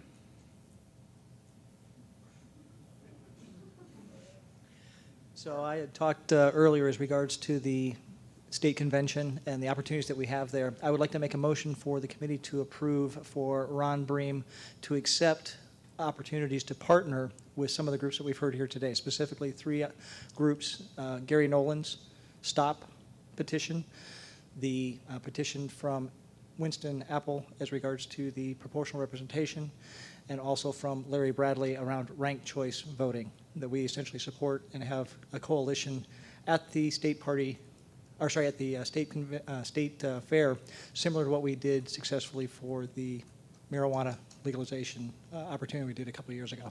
Thank you. Okay, is that the form of a motion? That is a form, yes. Asking for a blessing. I would like to make a motion that the executive committee approve that Ron Bream accept and work with these 3 groups to go ahead and arrange for the state state fair to partner with them.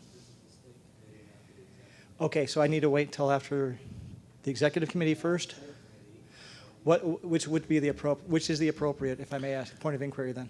I'll tell you, what we could do is we'll form we'll form the executive committee, and then we'll add that item just after.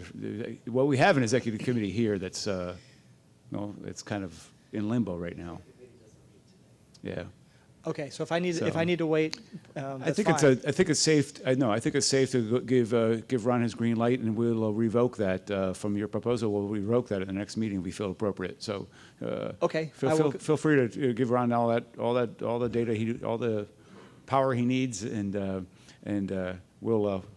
He's not going to abuse that, so we know Okay, Ron. I will go Okay. ahead and relay that on to him. Thank you Okay, very perfect. much. Thank you, Brad.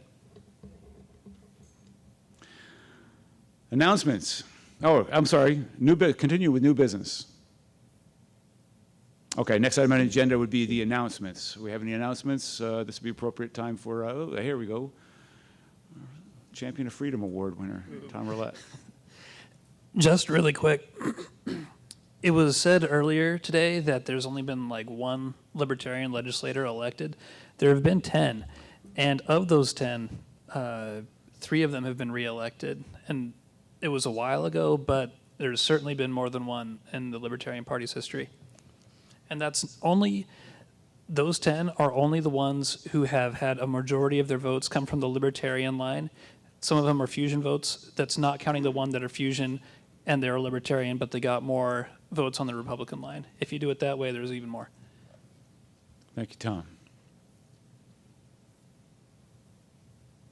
Additional new business? Excuse me, additional new business.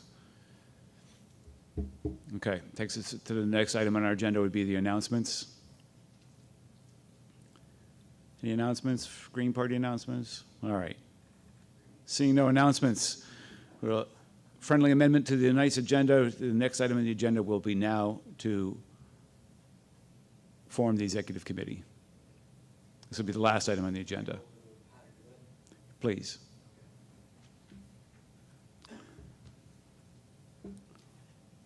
This is by congressional district. One person from each district, please come up and get a piece of paper. And the person that does that is the person with the very neatest handwriting for each group. And list who you choose. And we need 2 regular members, 2 alternate members. If you have more than 4 people in your group that want to be on the committee, we will happily find another place for them. So let us know you have an extra, because we'll have lots of openings left over. And when you get done, bring me back the piece of paper so that we can do that. And if anybody wants to see who was on the list last year, come up and look at my list from last year. And it should be on the website also. That's right, we caucus for this, right? The We what? caucus to 8 tables? so So we caucus this for 8 tables. I'm going to recommend that we do the 3 tables that are coming that are occupied now, the 2 tables in the center. That's 5, and the 3 tables starting with Sean, coming over to Mike Lewis, and over here to Tom Roulette. So that's, as we're going to caucus to those tables. Those are the 8 congressional districts. And if you don't mind me doing it like a baseball metaphor, we'll do it like baseball. We'll make this table here with the, Mike Lewis, you're in 1, right? Not anymore. You're in 2? Yeah. Okay, so we'll start over here with Tom Roulette. Tom's table is going to be district number 1. Mike Lewis will be number 2. Sean is number 3. Brad is number 4. No, Brad's table is number 4. Yeah. Bill Boone's table will be number 5. The corner table in the back is number 6. This table here with all the good-looking people is number 7. And then this vacant table up here with the flowers will be number 8.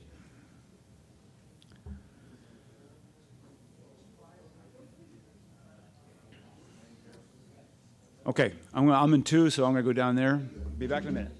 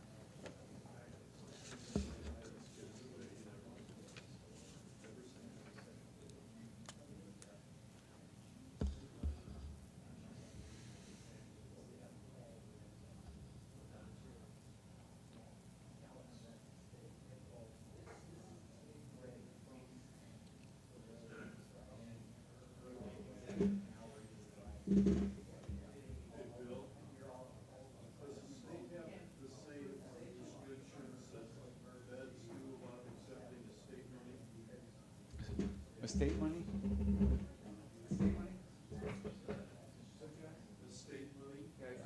Ask Sean.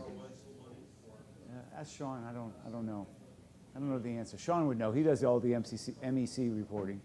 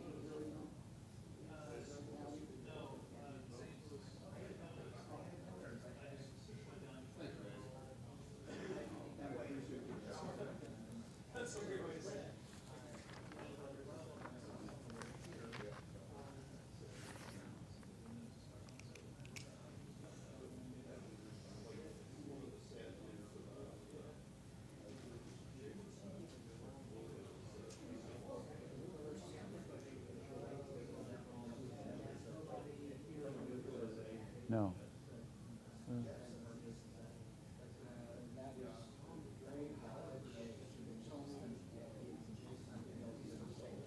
I'd take Tony off. Yeah, that's what I would do. Yeah, I'm good. You got it. Okay. Are we announcing these or just let it go as is? Do you announce these or is business over? You got what you need? Okay.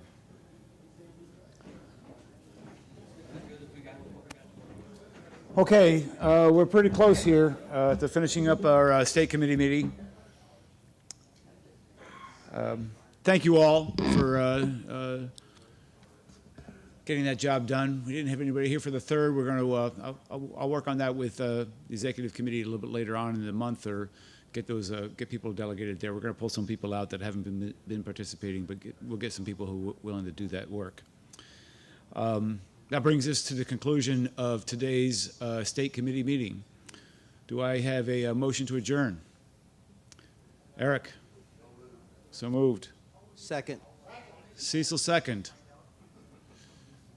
All those in favor of adjourning today's meeting, state committee meeting? Aye. Opposed? Opposed? Please don't leave.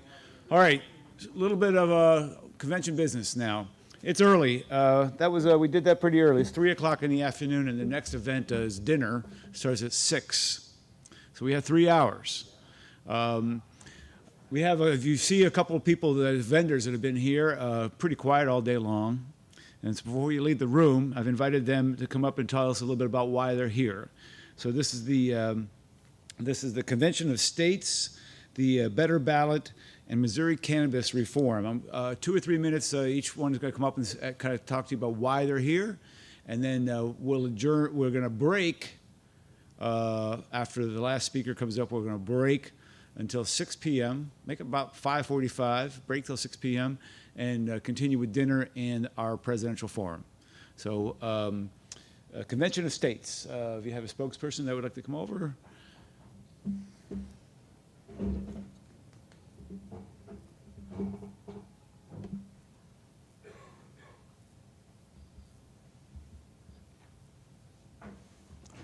I can get rid of this. Maybe I can get rid of this. Maybe I can't. I can do it that way. Good man. Well, Well, thank you all. Appreciate you having us here and letting us participate in your event and the opportunity to speak with you. And obviously, well, first of all, my name is Brett Sturley. I'm the Missouri State Director for the Convention of States Project. We're a grassroots effort to teach the Constitution and try to restore the principles of federalism. And I think, you know, we're all here for the same purpose. We're all unhappy with the way that government is working. Don't feel that any of the two major political parties are really are representing us, representing our interests effectively.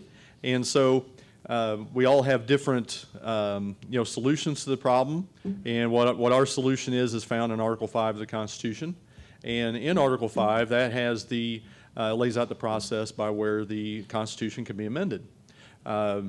Obviously, it's been amended 27 times by Congress, proposing an amendment, you know, going to the floor, having 2/3 of both chambers of the House and Senate approve that or pass that proposal. That proposal then goes on to the states, and to where it takes 38 states currently, three-quarters of the states, to actually to ratify any type of proposal, and only at that point is the Constitution amended. Like I said, that's been done 27 times. Our organization advocates for the second mode of proposing amendments to the Constitution, which goes through the people working through their state legislators. And so, actually, in Article 5, the state legislatures, each state has co-equal authority to make proposals and propose amendments to the states as a whole to make changes to the Constitution. And this originated from in the Constitutional Convention of 1787. 3 days before it adjourned on September 15th, Colonel George Mason arose to address the delegates, and this isn't a verbatim account, but it gets a point across. He said, "Hey, look, guys, you know, we have been talking since May about how to structure a governmental system that keeps the federal government from being able to infringe on individual rights, individual liberty.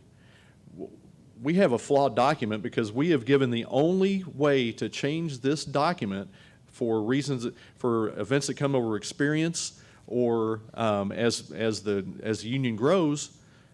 The only entity that can make proposals right now, or propose changes, is Congress. So are we so naive to think that a government that's become tyrannical will take steps to restrain their own tyranny?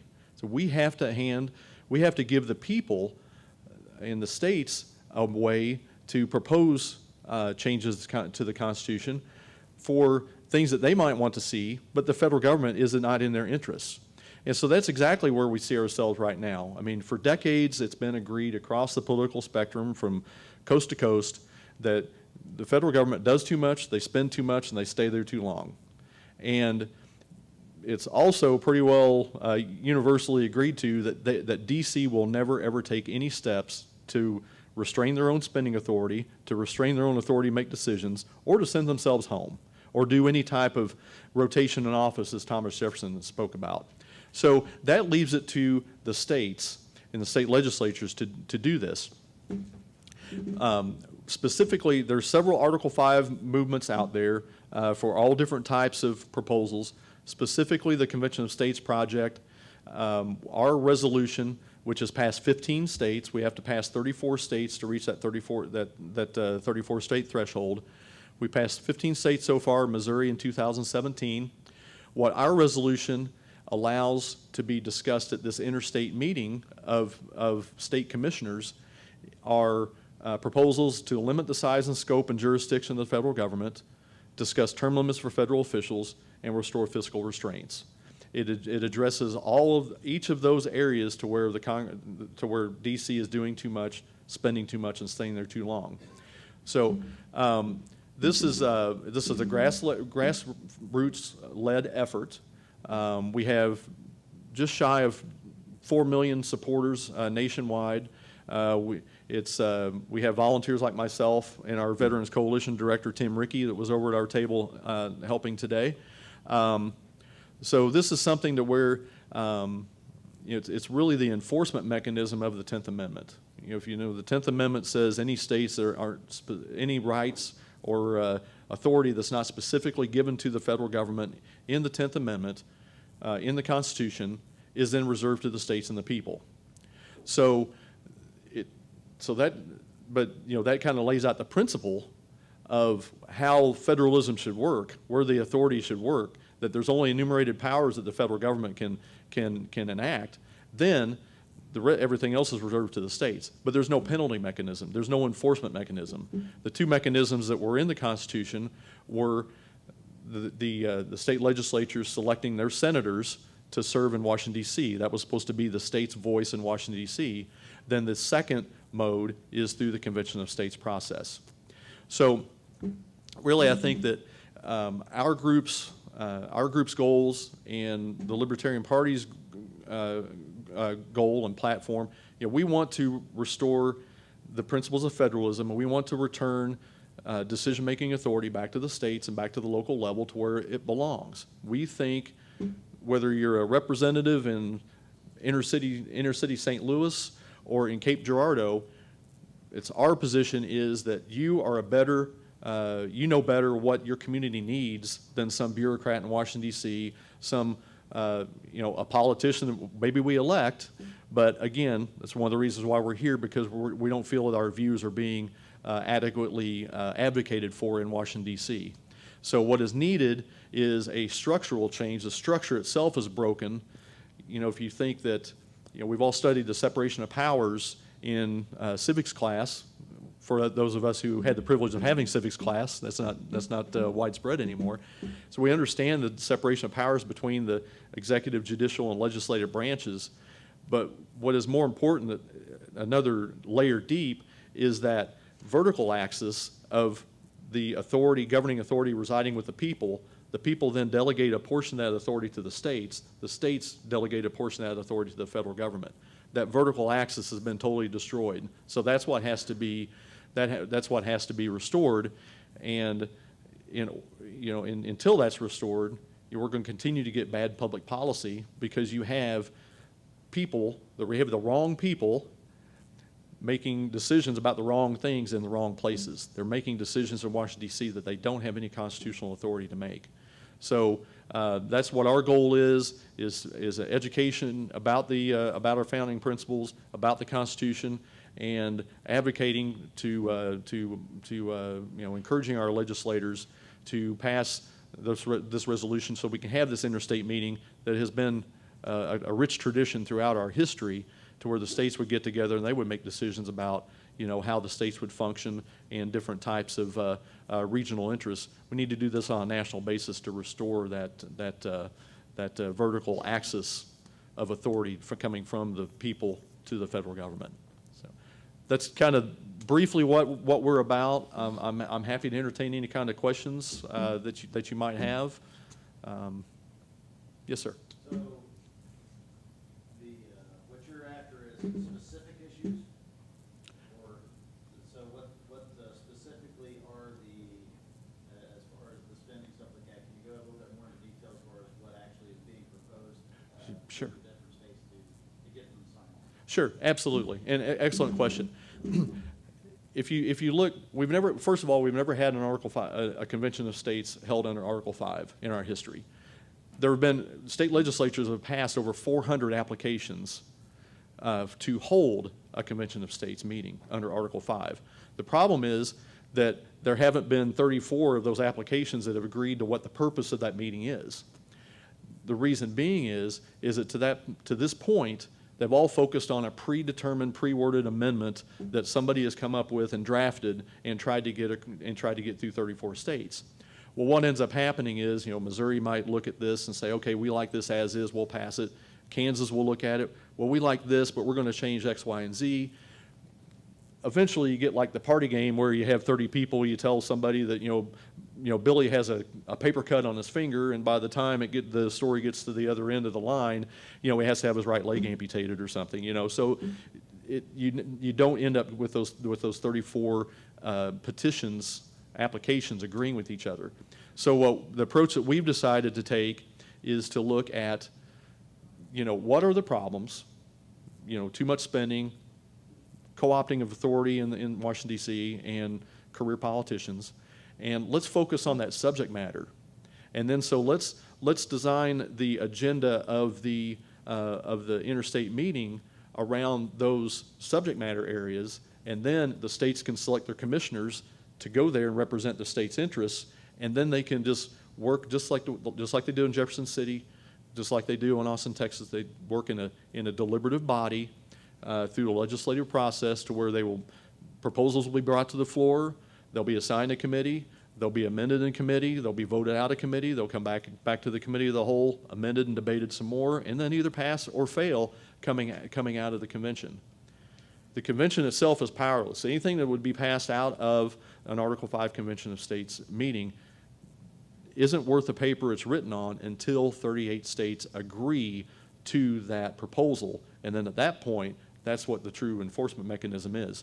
So what we're focusing on subject matter areas. Now specifically with scope and jurisdiction in that area, that's really focused at the bureaucratic state. That's been expanded by the courts under just an expansion of the Commerce Clause and the General Welfare Clause that have just basically given the federal government the ability to regulate or tax anything that moves, doesn't move. If it doesn't move, they can subsidize it. If it does move, they can tax it.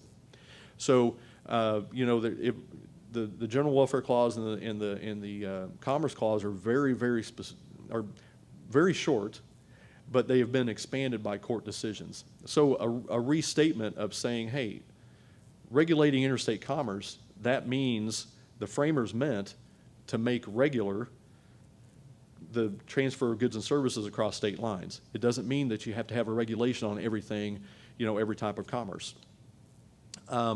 For term limits, there are several proposals that could be offered under term limits. There could be like a hard and fast term limit like what Missouri has in the State House.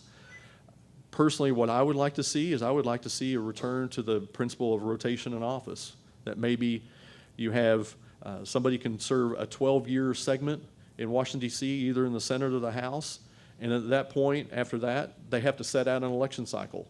If they want to rerun for the House, they have to set out 2 years. If they want to rerun for the Senate, they have to sit out for 6 years. That does a couple things. It gets new blood to churn through the legislature to where people don't become entrenched and have that power of incumbency to where other candidates are powerless to actually break through that. The second thing is that it could change their psyche when they're actually drafting legislation, because they're thinking like, okay, I'm going to have to go back home. I'm going to have to live under this for 2 or 6 years. So maybe I can't exempt myself out of all these laws. I'm going to have to live under them. So maybe that changes the psyche. We actually get a little bit better public policy. And as far as like fiscal restraints, you could have, a balanced budget amendment could be discussed under that. Abolition of the 16th Amendment could be discussed under that. It might take a supermajority of state legislatures to approve any type of increase in the federal debt limit, to where the federal government just can't increase their spending cap on their credit card, at will.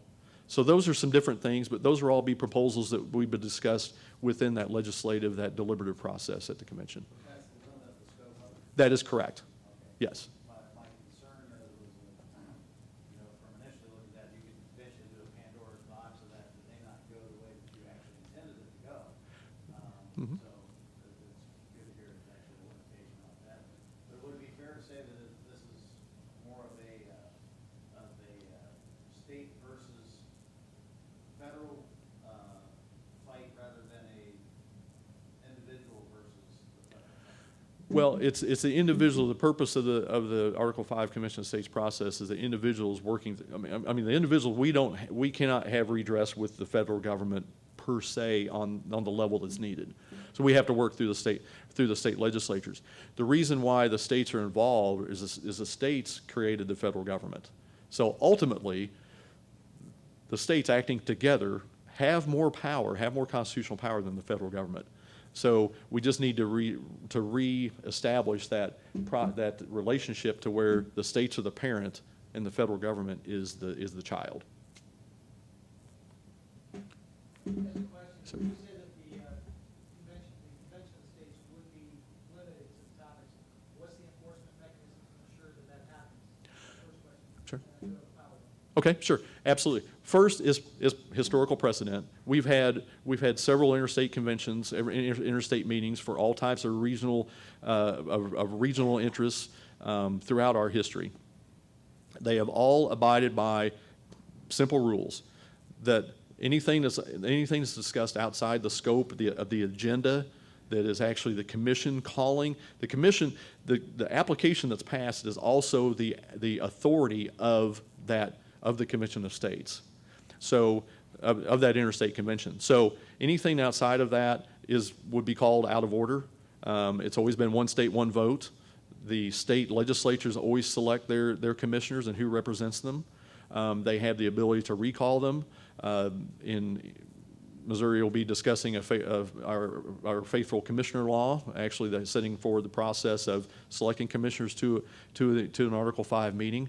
So, this is going to be, I think this is going to be the greatest exhibition of self-government in our lifetimes, whenever we have the first of several convention of states. So all eyes are going to be upon it, and anything that is discussed outside the bounds of that meeting, of that agenda, is going to be out of order, and the votes are going to be null and void. I guess that leads to my second question. Yes. If you talk about precedent, the single best precedent that would say we would have at the national level in organization states for the delegates that were selected to amend the Articles of Confederation, not completely replace them. I think they went quite a bit beyond their original charter, and that didn't get stopped. Now, maybe we have a little bit more visibility today, but when you talk about precedent of the past, that's the single best precedent we have for an organization of states amending at a federal level. How would you contain it? It wasn't contained then. Well, actually, if you, and that's a good point, and I hear this a lot, it's helpful to go back and read the commissions that the delegates to the Constitutional Convention were given by their state legislatures. And the outgrowth of this is from the Annapolis Convention back in 1786, where they were mainly looking at commerce issues. They had 7 states together, and they quickly realized what they needed more people there. They needed all the states involved. So that's why the Constitutional Convention of 1787 was called in May from Philadelphia. If you read the commissions that were given from the state legislatures to their delegates, it specifically says there are only Massachusetts and New York even mention the Articles of Confederation. The other 11 commissions say that we're going to give them more expanded powers to draft a constitution sufficient to the exigencies of the Union. So the instructions that the delegates were given is you go draft a constitution that works. They did not mention the Articles of Confederation. Massachusetts did, and so did New York. The New York delegation broke apart. Only Alexander Hamilton stayed behind. Okay, and so and then the Massachusetts, the state legislature voted and made the decision that, hey, you know what, we were wrong. We really need to have our delegates have this expanded authority because the Articles of Confederation were insufficient. So every single delegate there abided by their commission, by their instructions that were given to them by their state legislatures. So the 1787 convention, the delegates 100% followed exactly what their instructions were, and they were to draft a constitution sufficient to the exigencies of the Union. And just a reading of the specific instructions that they were given has that specific language there. Now, what a lot of people will say is they'll say, well, Congress said on February 21st in 1787 that, yeah, we're going to call this convention, this Constitutional Convention, to amend the Articles of Confederation.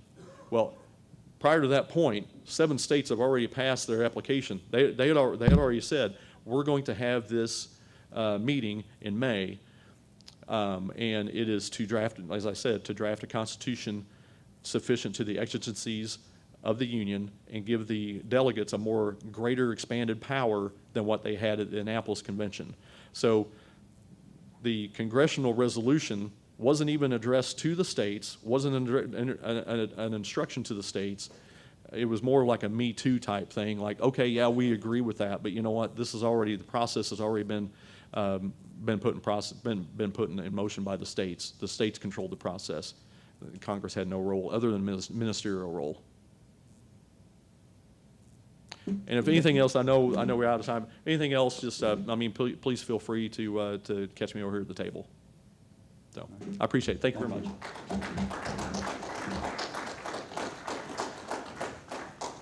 Okay, now a few words from Better Ballot.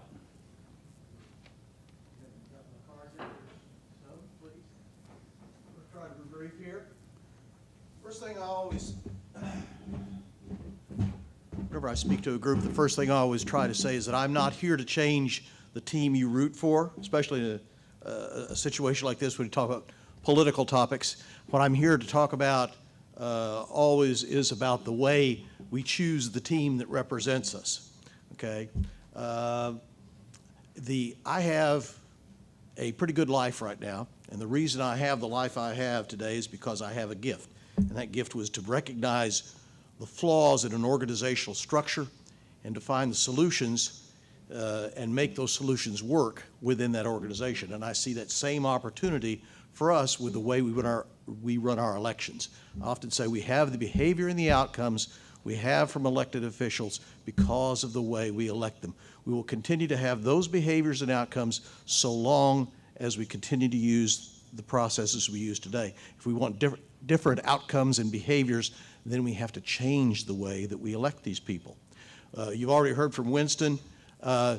Winston and I are not opposed, okay? It is not a matter of proportional representation or ranked choice voting, okay? It's a matter of both. You need proportional representation for representative offices, and you need ranked choice voting for executive offices. And the reason for that is that you then get rid of the spoiler scenario. I do talks on election reform with my 3 proposals. You see on my card there, you have my website. You can go and look and see my 3 proposals. The thing is, I do talks for colleges and universities, and last fall I did one where I got a new perspective on it. I've always endorsed ranked choice voting in the other proposals from the standpoint of effectiveness and efficiency, but I got a new perspective last fall, and that perspective came this way. Is when I finished my talk, the professor who was in charge of the group that I was speaking to said to me that in a trial by jury, there are 2 forms of justice. One is the verdict, and one is the process by which the verdict was arrived at. And if the process is unjust, then the verdict is unjust. And she said, what you're doing is you're showing us that the process we use for elections is unjust. And because it is, people recognize that it's unjust, we're contributing to a sense of illegitimacy with our government. So to restore legitimacy in government, we need to change the way we do our elections. I'll just say this and kind of finish with this and let you have ask any questions you'd like to ask of me, is there's a corollary to Murphy's Law. Murphy's Law being, of course, that anything that can go wrong will go wrong. Well, the corollary is that before you do anything, you have to do something else first.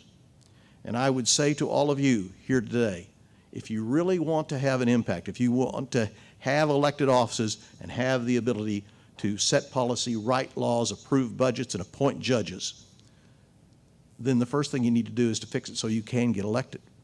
And the current ballot we're using is keeping you from being competitive in the election marketplace. Ranked choice voting combined with proportional representation will make you competitive. It'll take away the spoiler scenario. People will fully consider your party's candidates for office. So with that, thank you very much for letting me be here today. I've enjoyed listening to the speakers and everything that's here. What questions, if any, do you have? Thanks, Larry.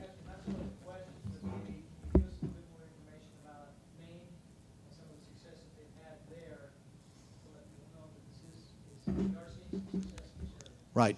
If you're not aware, the state of Maine has gone to ranked choice voting for every office except governor, which is kind of a weird thing because it was their governor that caused them to really go after this thing in the first place. But they have a constitutional thing. There's a big story behind that I could tell you about. But Maine is using ranked choice voting. They've had to overcome significant opposition to it. And why do they have that opposition? Because they've had the opposition because there's one party in particular that knows that if you go to ranked choice voting and you require majority winners, that plurality winners are no longer acceptable, then they will never win another election because they're unwilling to compromise on their policy, okay? But Maine has shown us the way. There are several cities that use ranked choice voting for the mayoral elections. Winston stated today, and you can see it, I've got a copy of it over there at the desk. I just had an op-ed published in the Kansas City Star regarding the Kansas City election and how much better that election would be if we were using ranked choice voting. Thank you for your question. All right, thank you, Larry. Thank you.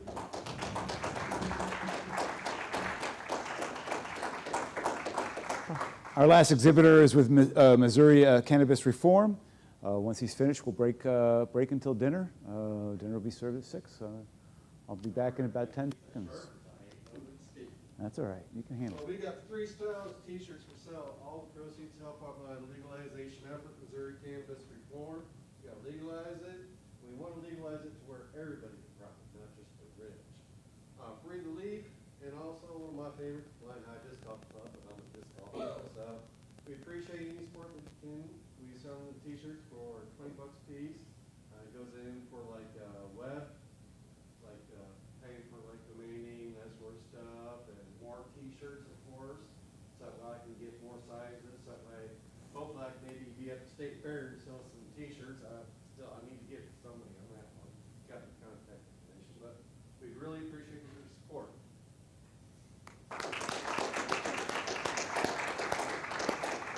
Okay, we're going to break for dinner now. You're free to do whatever you want. You can be at the Mulligan's Pub, you can go out to the pool, take a trip around Springfield. We'll meet here. Dinner will be served sharply at 6. Try to get here a couple minutes earlier, same as it was for lunch. After dinner will be our presidential candidate forum. Again, thanks to Jeff Allender for all the fantastic audiovisual help he's done for the day so far. We'll see you back here at 6 o'clock.